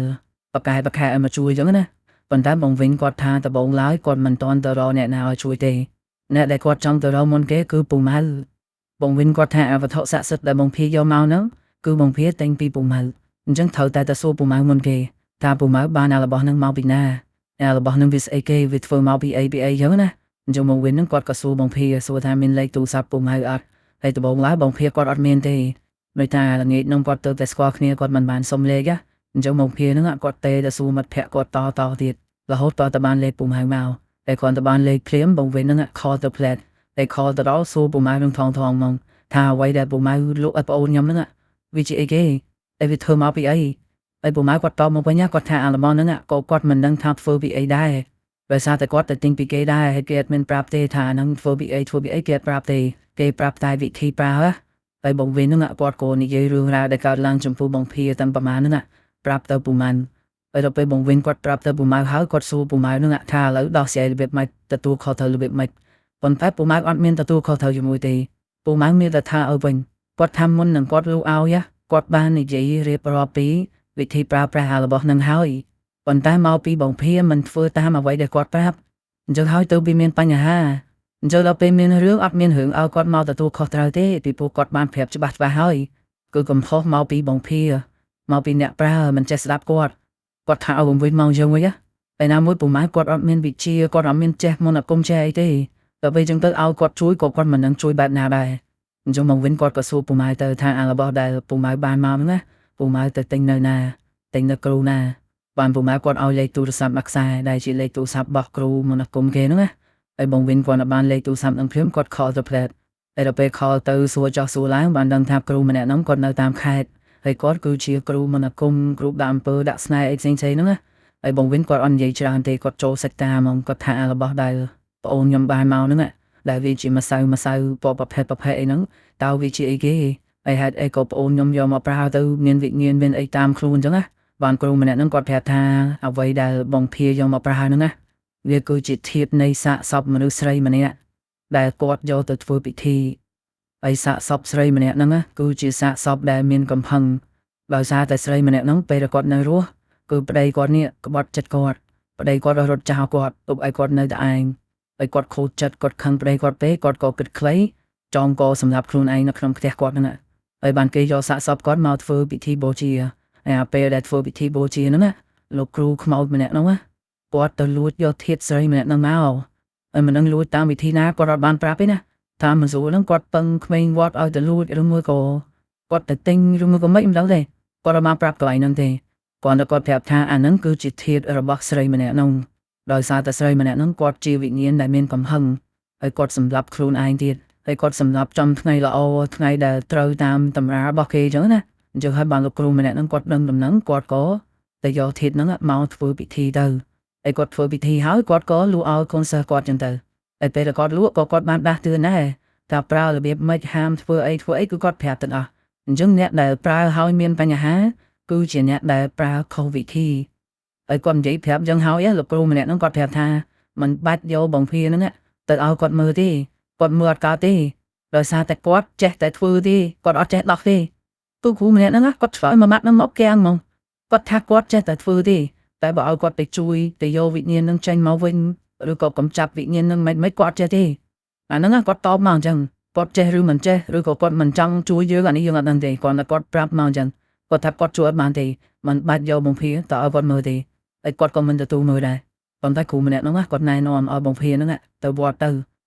្តរកលោកណាប្រកែឲ្យលោកធ្វើពិធីផ្ដាច់និស័យផ្ដាច់កម្មឲ្យទៅថេងលោកវាអាចជួយបានណាគ្រូខ្មៅហ្នឹងគាត់ណែនាំមកអញ្ចឹងហើយដល់ពេលបងវិញគាត់និយាយហើយគាត់ក៏មិនដឹងធ្វើម៉េចទេដល់ថ្នាក់ម្ចាស់ដែលផលិតវត្ថុស័ក្តិសិទ្ធិមួយហ្នឹងគាត់ជួយមិនបានប៉ុណ្ណឹងអញ្ចឹងមិនដឹងធ្វើម៉េចទៀតក្រៅពីទៅវត្តទៅរកលោកតាមអ្វីដែលគ្រូនឹងណែនាំមកហើយបងវិញជាមួយនឹងម៉ាក់គាត់ក៏នាំបងភាហ្នឹងទៅរកវត្តដែលប្រកែដែលគេល្បីហើយពេលដែលទៅហ្នឹងគឺសុភាពបងភាមិនធន់ជាទេដៃជើងអីចណាងគេរុំកណាប់រុំអីពេញអញ្ចឹងដៃជើងគាត់ត្រង់គេសែងចូលទៅក្នុងវត្តនិយាយទៅគឺវេទនាមែនតើប៉ុន្តែធំហើយចូលទៅដល់ក្នុងវត្តទៅក៏យករឿងរ៉ាវដែលកើតឡើងចំពោះបងភាហ្នឹងរៀបរាប់ជំរាបប្រាប់ទៅលោកតាមួយអង្គដែលលោកតាមួយអង្គហ្នឹងគឺជាលោកតាដែលគេល្បីថាអាចដោះអំពើបានដោះស្នេហ៍បានជួយនេះជួយនោះបានអញ្ចឹងទៅពួកគាត់ក៏នាំទៅហើយនិយាយរឿងរ៉ាវជំរាបប្រាប់អស់ហើយបានលោកតាមានសង្កេតការថាចាំលោកតាធ្វើពិធីផ្ដាច់និស័យឲ្យប៉ុន្តែពិធីមួយហ្នឹងបើសិនជាចង់ឲ្យវាស័ក្តិសិទ្ធិឲ្យវាប្រកែតតែបងភាហ្នឹងកុំគិតទៅដល់ស្រីម្នាក់ហ្នឹងទៀតគឺព្យាយាមកុំគិតព្យាយាមកុំនឹកឃើញពីព្រោះតែយើងនឹកឃើញឬមួយក៏យើងគិតទៅដល់ស្រីម្នាក់ហ្នឹងស្រីម្នាក់ហ្នឹងមករកយើងភ្លាមអញ្ចឹងបើចង់ឲ្យប្រកែចង់ឲ្យឆាប់ជាឆាប់បាត់កុំគិតពីស្រីម្នាក់ហ្នឹងដាច់ខាតព្យាយាមបំភ្លេចចោលហើយបងភាគាត់ចេះតែបាត់ទៅប៉ុន្តែវាមិនមែនជារឿងងាយណាបងប្អូនត្រូវដឹងថាមនុស្សយើងនៅពេលដែលទៅជួបអ្វីមួយយ៉ាងហើយវាធ្វើឲ្យយើងខ្លាចវាធ្វើឲ្យយើងស្រឡាញ់យើងអត់ងាយនឹងបំភ្លេចបានទេមែនទេអញ្ចឹងអារឿងមិនឲ្យនឹកដល់ស្រីម្នាក់នោះវាមិនមែនជារឿងងាយទេតែដំបូងបានតែធ្វើកណាសិនណាហើយបានលោកតាចាប់ផ្ដើមធ្វើពិធីផ្ដាច់និស័យអីផ្សេងៗហ្នឹងឲ្យបងភាហើយនៅពេលដែលធ្វើពិធីហើយលោកតាក៏មានសង្កេតការឲ្យបងភាហ្នឹងយកអាវត្ថុស័ក្តិសិទ្ធិគាត់ហ្នឹងដែលជាម្សៅជាធាតុមនុស្សហ្នឹងយកអាហ្នឹងទៅរោយតាមទឹកតាមអីចឹងទៅឲ្យគាត់ទៅកន្លែងដែលមានសេរីភាពឬមួយក៏កន្លែងប្រសើរជាងហ្នឹងហើយបងភាក៏បណ្ណាតាមហ្នឹងទៅហើយនៅពេលដែលធ្វើពិធីហើយលោកតាក៏ជូនវត្ថុស័ក្តិសិទ្ធិមួយចំនួនឲ្យបងភាហ្នឹងទុកជាប់ខ្លួនហើយលោកតាមានសង្កេតការថាហាមឲ្យបងភាចូលទៅគេងនៅក្នុងបន្ទប់គាត់ឲ្យផ្អាកចូលទៅក្នុងហ្នឹងមួយរយៈសិនពីព្រោះខ្វែចូលទៅគេងទៅបងភាគាត់ចេះតែនឹកឃើញរឿងពីមុនអញ្ចឹងណាអញ្ចឹងហាមចូលទៅក្នុងបន្ទប់ហ្នឹងឲ្យទៅគេងនៅកន្លែងផ្សេងហើយដល់ពេលធ្វើពិធីហើយក៏ត្រឡប់មកផ្ទះវិញមកហើយបងវិញគាត់ថាចាប់តាំងពីលោកតាធ្វើពិធីឲ្យបងភាហើយចាប់តាំងពីពេលហ្នឹងមកអាការៈបងភាគឺធូរស្បើយមែនទែនប៉ុន្តែមិនទាន់បាត់ 100% ណាគាត់ថាវាធូរស្បើយបានច្រើនតែពេលដែលបងភាសម្រាប់ព្យាបាលនៅផ្ទះហ្នឹងមិត្តភ័ក្តិគាត់ក៏មកលេង2-3នាក់ហើយពេលដែលមិត្តភ័ក្តិគាត់មកលេងម្ដងម៉ាក់ប៉ាគាត់មិនសូវជាខ្វល់ទេឲ្យតែអង្គុយនិយាយលេងជាមួយបងភាស្ងាត់ហ្នឹងហើយមិត្តភ័ក្តិគាត់ពេលដែលមកលេងហ្នឹងគឺគាត់មកសួរសុខទុក្ខគាត់មកមើលរបួសដៃរបួសជើងគាត់អត់មានដឹងថាបងភាជួបខ្មោចមានមនុស្សស្រីតាមអីហ្នឹងគឺមិត្តភ័ក្តិគាត់អត់ដឹងទេដោយសារតែគាត់មិនតន់យកទៅប្រាប់អញ្ចឹងមិត្តភ័ក្តិគាត់មកលេងហ្នឹងគឺមកសួរសុខទុក្ខពីរបួសគ្រោះថ្នាក់ចរាចរណ៍របស់គាត់ហ្នឹងណាតែទៅពេលមកលេងហើយក៏ត្រឡប់ទៅផ្ទះវិញធម្មតាទៅហើយបានប្រហែលជាមួយថ្ងៃ2ថ្ងៃក្រោយដូចថាការរាប់បងភាហ្នឹងគាត់រៀងធូរស្បើយច្រើនបងវិញគាត់ក៏ឲ្យបងភាយកអាវត្ថុស័ក្តិសិទ្ធិរបស់គាត់ហ្នឹងណាទៅរោយនៅតាមទឹកដោយសារតែលោកតាមានសន្និកាណែនាំមកបែបហ្នឹងថាឲ្យយកទៅរោយអញ្ចឹងឥឡូវហ្នឹងបងវិញគាត់ទៅនេះអញ្ចឹងគាត់ហៅបងភាទៅជាមួយគ្នាហើយបងវិញគាត់សួរបងភាថាវត្ថុស័ក្តិសិទ្ធិហ្នឹងគាត់ទុកនៅណាហើយបងភាគាត់ថាគាត់ទុកនៅក្នុងកែនៅក្នុងបន្ទប់គាត់ណាហើយបងវិញលឺហើយគាត់ក៏ឡើងទៅមើលទៅប៉ុន្តែគាត់ឡើងទៅមើលទៅឆែកមិនទៅហើយរត់ឃើញទេហើយបងភាហ្នឹងគាត់ថាអញទុកនៅក្នុងកែឯមើលក្នុងកែនៅក្រុមទទួលហើយបើកមើលគ្រប់កែមើលគេលោកអញច្រឡំឯងទុកនៅណានៅណីហើយបងវិញគាត់ថាគាត់បើកសឹមតែគ្រប់កែប៉ុន្តែអត់មានឃើញវត្ថុស័ក្តិសិទ្ធិមួយនោះទេរហូតដល់ថ្នាក់លើបងភាហ្នឹងឡើងទៅលើចូលទៅក្នុងបន្ទប់ហ្នឹងមើលហើយបងភាចូលទៅមើលបងភាគាត់ក៏រកអត់ឃើញដែរហើយគាត់ក៏អត់ដឹងថាវាបាត់ទៅណាដែរ គាត់ថាគាត់ទុកនៅក្នុងកែហ្នឹងច្បាស់ណាស់ប៉ុន្តែឥឡូវឡើងមករអត់ឃើញតែដល់ពេលរកអត់ឃើញចឹងទៅក៏យកដំណឹងមួយហ្នឹងទៅជម្រាបលោកតាហើយលោកតាក៏មានសង្កេតការណ៍មកថាបើរកមិនឃើញទេក៏មិនអីដែរគេលោកគេទៅដល់ខ្លួនឯងចឹងណាគេលោកគេឆឹងទៅគេធ្វើឲ្យបាត់ឬមកក៏គេចង់ចេញពីយើងគេធ្វើឲ្យយើងហ្នឹងផ្លេចដៃជ្រុះនៅកន្លែងណាកន្លែងនេះចឹងណាអញ្ចឹងលោកតាមានសង្កេតការណ៍ថាមិនអីទេបើរកមិនឃើញក៏តាមនឹងទៅប៉ុន្តែបងវិញគាត់ថាអាការៈបងភីអត់តន់ធូរស្បើយទេហើយចាប់តាំងពីបាត់អវត្ថុស័ក្តិសិទ្ធិរបស់គាត់នឹងហើយបងភីអាការៈគាត់ចាប់ទៅគឺដោយអាហេតុការណ៍ដែលធ្លាប់កើតពីមុនហ្នឹងវាចាប់ផ្ដើមត្រឡប់មកវិញណាបងភីគាត់ថាគាត់យល់សប្តិឃើញស្រីម្នាក់នោះហើយស្រីម្នាក់នោះមកជន់លើគាត់មកច្បាច់កោគាត់មកធ្វើបាបគាត់និយាយទៅគឺវាផ្ដាច់អត់បានណាស្រីម្នាក់នោះមកធ្វើបាបបងភីសឹងអរយុគហើយដល់ពេលចឹងទៅបងវិញជាមួយម៉ាក់គាត់ហ្នឹងក៏នាំបងភីទៅជួបនឹងលោកតាម្ដងទៀតហើយដល់ពេលទៅដល់យករឿងរ៉ាវជំរាបទៅកាន់លោកតាទៅបាទលោកតាមានសន្និដ្ឋានថាមើលទៅធ្វើពិធីធម្មតាប្រហែលជាមិនអាចជួយបានទេលោកតាចង់ឲ្យបងភីហ្នឹងបួសសួរថាបងភីបួសបានអត់ហើយបួសតែមួយឆ្នាំទេបើសិនជាបួសបានហើយបញ្ជូនបុណ្យកុសលទាំងប្រមាណហ្នឹងជូនទៅកាន់វិញ្ញាណស្រីម្នាក់ហ្នឹងគឺគ្រប់យ៉ាងប្រហែលជាប្រសើរឡើង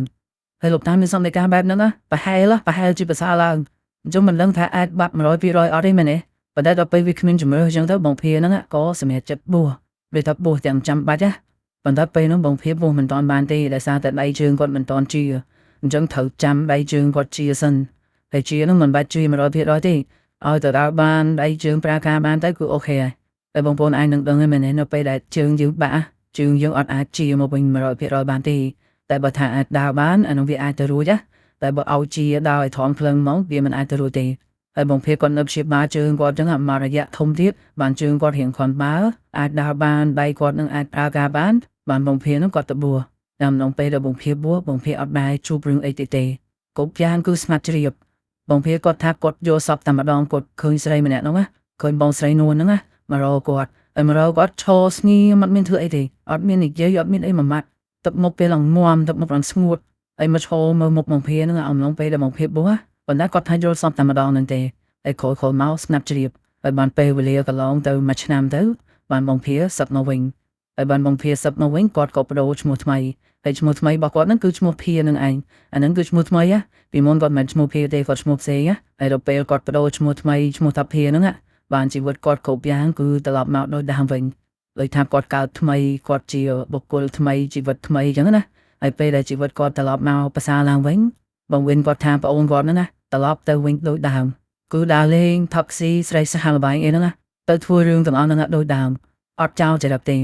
គាត់ទៅថាវាគ្រាន់បើជាមុនណាពីមុនសឹងតែដាច់ជប់ដាច់អីពីរថ្ងៃប៉ុន្តែមករយៈក្រោយពេលដែលបួសហើយគឺមិនសូវទេដូចតែកាត់បន្ថយតែនៅតែមានចឹងនៅតែមានស្រីស្រាមិត្តភក្តិដើរលេងមិនឈប់ទេអាហ្នឹងគឺចរិតបងភី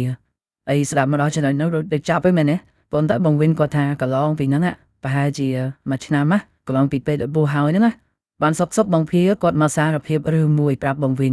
ដល់គាត់មកសួរបងវិញណាគាត់ថាឯងចាំបានអត់ដល់ពេលដែលអញឲ្យហែងឡើងទៅរកវត្ថុស័ក្តិសិទ្ធិអញនៅក្នុងកែក្រោមទូហ៎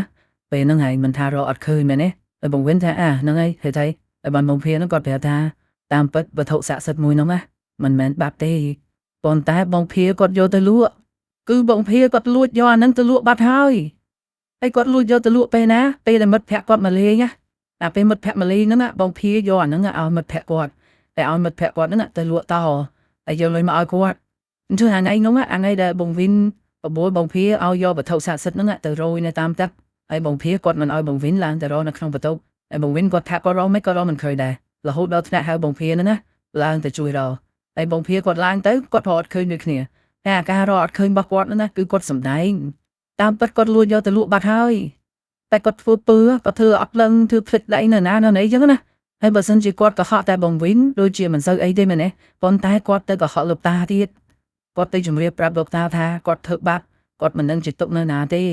សង្ស័យជ្រូកបាត់ឬមកក៏គាត់ភ្លេចដៃទុកណាទុកមិនបាត់ហើយអញ្ចឹងហើយបានពេលដែលបងភីគាត់ធ្វើពិធីប្រតិនិស្ស័យជាមួយនឹងស្រីម្នាក់នឹងហើយអាការៈគាត់មិនទាន់ប្រសើរគឺដោយសារអញ្ចឹងណាដោយសារតែគាត់អត់ធ្វើតាមអ្វីដែលលោកតាមានសន្និកាលោកតាឲ្យយកអាហ្នឹងទៅរយតាមទឹកតែគាត់បែរជាយកទៅលក់គាត់ស្ដាយលុយគាត់យកទៅលក់ហើយដល់ពេលចឹងទៅអាការៈគាត់អត់បាត់បងស្រីនួនហ្នឹងនៅតែមករកគាត់នៅតែមកច្បាច់កគាត់នៅក្នុងយល់សពហ្នឹងបានរហូតដល់ថ្នាក់គាត់ទៅបួសហើយគាត់ទៅបួសហ្នឹងហើយបានគ្រប់យ៉ាងវាប្រសើរឡើងវិញ ហើយដល់ពេលគាត់ប្រសើរឡើងហើយបានគាត់យករឿងហ្នឹងមកប្រាប់បងវិនហើយបងវិនលឺហើយហួសចិត្តមែនតើហើយមិនធំតែគាត់ហួសចិត្តទេណាគាត់អាណិតអ្នកដែលទិញទៀតណាមិនដឹងថាអ្នកដែលទិញវត្ថុស័ក្តិសិទ្ធិតពីបងភៀហ្នឹងពីណាទេតែឥឡូវហ្នឹងគាត់កំពុងតែជួបបញ្ហាអីគឺយើងអត់ដឹងទេមែនទេអញ្ចឹងបងវិនហ្នឹងថាឲ្យបងភៀមកទំហឹងតែបងភៀហ្នឹងគាត់ធម្មតាគាត់អត់មានឈឺក្បាលហើយនឹងអាពាក្យជេររបស់បងវិនណាហើយចរិតគាត់គឺអញ្ចឹងបងប្អូនអត់ចោលចរិតទេចង់បានលុយសុខចិត្តយកអាហ្នឹងទៅលក់អត់មានខ្វល់ពីអ្នកទិញថាគេទិញទៅគេនឹងអាចជួបគ្រោះថ្នាក់ដោយគាត់អីក៏អត់មានខ្វល់ទេអញ្ចឹងអាវត្ថុស័ក្តិសិទ្ធិរបស់គាត់ហ្នឹងអាធាតុមនុស្សអីហ្នឹងណាមិនដឹងជាឥឡូវហ្នឹងទៅនៅណាទេហើយមិនដឹងថាអ្នកណាកំពុងតែគ្រប់គ្រងឬក៏កំពុងតែប្រើប្រាស់ឬក៏របស់នឹងវារលាយបាត់អស់ហើយគេប្រើអស់ហើយឬមកក៏មិនអានេះយើងអត់ដឹងទេហើយហ្នឹងណាគឺជារឿងរ៉ាវទាំងអស់របស់បងភីដែលបងវិនជាបងប្រុសហ្នឹងគាត់យកមកចែករំលែកឲ្យស្ដាប់និយាយទៅរឿងមួយនេះវាអត់ទាន់ចប់ដោយបរិបូរណ៍ទេពីព្រោះអីដឹងទេពីព្រោះតែបងភីនេះគាត់យកទៅលក់តបើសិនជាគាត់ធ្វើតាមអ្វីដែលលោកតាមានសង្កេតការរឿងហ្នឹងវាប្រហែលជាចាប់ហើយគ្មានអ្នកណាគេរងគ្រោះបន្តទេមែនទេតែបងភីមិនធ្វើតាមអញ្ចឹងរឿងហ្នឹងវាអត់តន់ចាប់ដោយបរិបូរណ៍ទេវានឹងត្រូវមានអ្នករងគ្រោះបន្តទៀតហើយអ្នកដែលរងគ្រោះហ្នឹងមិនដឹងគ្រោះថ្នាក់ដល់ជីវិតអត់ក៏យើងអត់ដឹងតែដោយអ្វីដែលពូម៉ែគាត់បញ្ជាក់អញ្ចឹងណាថារបស់ហ្នឹងបើសិនជាយើងប្រើឲ្យត្រូវវិធីគឺវាអត់មានគ្រោះថ្នាក់អីទេគេមានវិធីប្រើរបស់គេអញ្ចឹងបើយើងប្រើខុសវាអាចនឹងមកស៊ីខ្លួនយើងដូចអ្វីដែលបងភីជួបចឹងគឺបងភីនេះអត់មានធ្វើតាមវិធីគេប្រាប់ទេហើយណាមួយយប់ហ្នឹងប្រហែលជាគាត់រៀងសបឹងរៀងសើផងណាចឹងក៏គាត់ចេះតែនិយាយទៅគាត់ថាបើគាត់លក់ផ្លែបានច្រើនមែនណាចង់បានអីគាត់អស់ហ្នឹងហើយលោកដៃជាលក់តែអាកំប៉ុងធាតមួយហ្នឹងហើយយកមកលាបនៅខ្នះនៅក្បាលគាត់នេះដូចថាឲ្យវាកាន់តែសាក់សុទ្ធឲ្យវាកាន់តែហេងអញ្ចឹងណាហើយដល់ចូលមកក្នុងផ្ទះអត់មានលៀងដៃលៀងអីទៀតនិយាយទៅអ្វីដែលពូម៉ៅប្រាប់មកបងភីអត់មានធ្វើតាមសំបីតែមួយគឺគាត់ធ្វើខុសទាំងអស់អញ្ចឹងហើយបានបងភីគាត់បានអ្វីដែលគាត់សុំហើយអាការៈចម្លែកចាប់ផ្ដើមកើតឡើងផ្លែតដោយដំបងឡើយអត់ចង់ចេញពីបន្ទប់ហើយគាត់មិនចង់ចេញពីបន្ទប់ដោយសារតែបងស្រីនួនហ្នឹងមិនឲ្យគាត់ចេញបងស្រីនួនម្នាក់នោះដូចថាពង្វក់គាត់ពង្វក់ស្មារតីយើងឲ្យយើងនៅតែក្នុងបន្ទប់យើងអត់ចង់ចេញទៅណាសំបីតែញ៉ាំបាយគាត់លើកបាយចូលទៅក្នុងបន្ទប់អាហ្នឹងគឺលក្ខណៈថានៅមួយខ្មោចហ្នឹងខ្ញុំភ្លេចបញ្ជាក់មួយទៀតរងបងពាក្យដែលបងស្រីនួននិយាយទៅកាន់បងភីបងស្រីនួនគាត់មិននិយាយថាអ្វីដែលបងភីចង់បានហ្នឹងគាត់ធ្វើឲ្យអស់ហើយឥឡូវដល់ពេលដែលគាត់ត្រូវយកវិញហើយដល់ពេលដែលបងភីត្រូវធ្វើឲ្យគាត់វិញណាដោយសារតែបងភីបានបន់ស្រន់បែបហ្នឹងថាចង់បានអីគាត់ឲ្យទាំងអស់អញ្ចឹងបងស្រីនួនហ្នឹងគាត់ថាគាត់ចង់បានបងភីមកធ្វើប្តីតែពាក្យមកឃ្លារបស់បងស្រីនួនហ្នឹងលោកតាមានសង្កេតការថាតាមពិតទៅវិញ្ញាណស្រីម្នាក់នោះមិនមែនចង់បានបងភីធ្វើប្តីទេគឺគាត់និយាយពាក្យបែបហ្នឹងដោយសារតែចង់ឲ្យបងភីយល់ព្រមពេលណាដែលបងភីយល់ព្រមគឺគាត់មានអំណាចគ្រប់គ្រងបងភីហ្នឹងអាចចូលអាចធ្វើបាបអាចអីបានមកសេរីគឺដោយសារតែបងភីទទួលគាត់អានេះបើនិយាយឲ្យស្រួលយល់គឺវិញ្ញាណបងស្រីនួនហ្នឹងគាត់ព្យាយាមនិយាយលួងលោមបងភីឲ្យបងភីហ្នឹងទទួលយកគាត់អញ្ចឹងទៅគាត់ក៏ប្រើវិធីនិយាយគាត់ថាបងចង់បានអនឯងធ្វើប្តីហើយបងភីណាឃើញបងស្រីនួនស្អាតយល់ព្រមព្រមមកមិនគិតច្រើនទេហើយគាត់តែបងភីយល់ព្រមហ្នឹងបានវិញ្ញាណបងស្រីនួនហ្នឹងចាប់ផ្ដើមធ្វើបាបគាត់ចាប់ផ្ដើមច្បាច់កសកត់ផងអីផងឲ្យខំបែកខំជើងគឺអានោះមកគាត់កំពុងតែស៊ីបងភីហ្នឹងអញ្ចឹងគាត់មិនមែនចង់បានបងភីធ្វើប្តីដោយសារតែគាត់ស្រឡាញ់អីទេគឺគាត់ចង់បានមកធ្វើប្តីដើម្បីគាត់បានស៊ីបងភីហ្នឹងណាស៊ីម្ដងតិច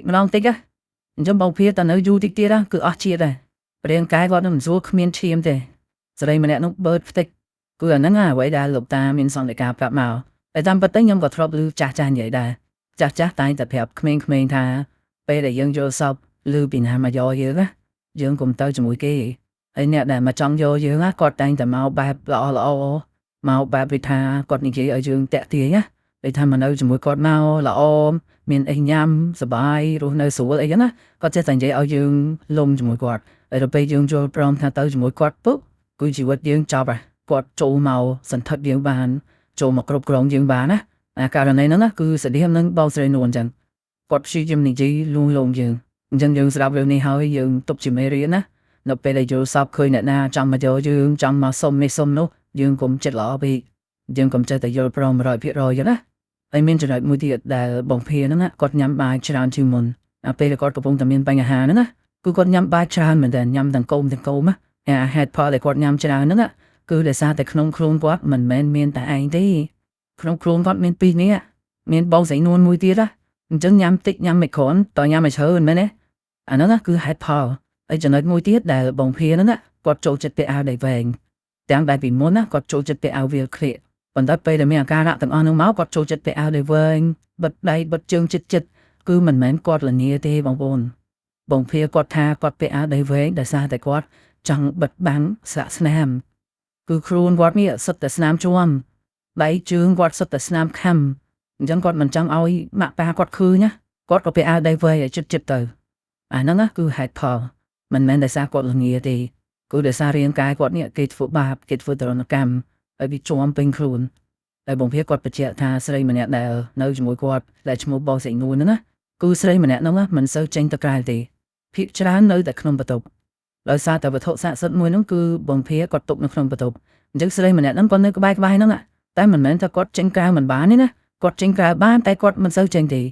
ហើយគាត់ព្យាយាមហៅបងភាហ្នឹងចូលទៅនៅក្នុងបន្ទប់ទេអាចចំណុចហ្នឹងបងភាគាត់មិនសូវយល់ដែរពេលដែលបងភាគាត់សម្រាប់ព្យាបាលនៅមន្ទីរពេទ្យគាត់ថាគាត់មិនដែរជួបបងស្រីនួនទេតែដល់ពេលមកផ្ទះចូលទៅក្នុងបន្ទប់គេជួបដដែលអញ្ចឹងមានន័យថាបងស្រីនួនគាត់នៅតែក្បែរវត្ថុស័ក្តិសិទ្ធិរបស់គាត់នឹងទេដោយសារតែធាតុគាត់នៅក្នុងហ្នឹងណាតែរឿងនេះវាជាមេរៀនដល់យើងអ្នកស្ដាប់ដល់អ្នកដែលចូលចិត្តទៅបន់ស្រន់អ្វីក៏ដោយពេលដែលយើងបន់ណាយើងត្រូវតែគិតពាក្យនិយាយឲ្យស្រួលមិនមែនចេះតែបន់វាថាសុំនេះសុំនោះសុំនេះសុំនោះហើយថាបើសិនជាបានចង់បានអីខ្ញុំឲ្យហ្នឹងកុំនិយាយពាក្យហ្នឹងណាគ្រោះថ្នាក់ណាចង់ឲ្យអីគេត្រូវតែនិយាយច្បាស់បើសិនជាបានខ្ញុំនឹងសែនមាត់ឲ្យមកក្បាលឬក៏ជ្រូកមកក្បាលអីចឹងទៅនិយាយច្បាស់អត់មានរឿងចង់បានអីឲ្យហ្នឹងចង់បានអីក៏រកឲ្យបានដែរឯលេងគេចង់បានជីវិតធ្វើម៉េចហើយខ្ញុំប្រាប់វិញ្ញាណឬក៏វត្ថុស័ក្តិសិទ្ធិអីក៏ដោយគឺគេគោរពពាក្យសច្ចៈណាយើងនិយាយអីត្រូវតែធ្វើតែមិនធ្វើទេគេមករករឿងយើងហើយអញ្ចឹងប្រយ័ត្នប្រយែងអ្នកដែលចូលចិត្តបន់ស្រន់ចូលចិត្តសុំពីវត្ថុស័ក្តិសិទ្ធិឬក៏ប្រភូមិអីផ្សេងទៅណាប្រយ័ត្នពាក្យសម្ដីបន្តិច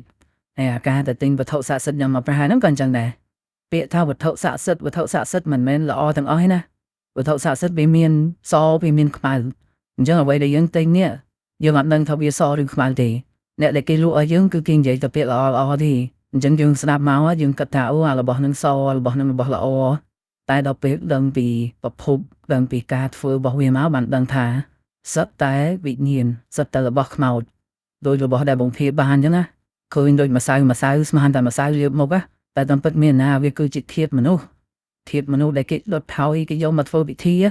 អញ្ចឹងមុននឹងចង់ទិញអីប្រយ័ត្នបន្តិចប្រយ័ត្នមានបញ្ហាដល់ខ្លួនឯងអញ្ចឹងណាអូខេបងប្អូនទាំងអស់គ្នាអញ្ចឹងរឿងរ៉ាវរបស់គាត់មានតែប៉ុណ្្នឹងទេហើយសម្រាប់បងប្អូនដែលស្ដាប់មកដល់ចំណុចនេះហើយកុំភ្លេចជួយចុច like subscribe ហើយសញ្ញាកណ្ដឹងម្នាក់មួយផងហើយកុំភ្លេចទៅតាមដានយើងនៅឯ Facebook page ផងអរគុណច្រើនដែលចំណាយពេលដ៏មានតម្លៃសម្រាប់វីដេអូនេះតាំងពីដើមរហូតដល់ចប់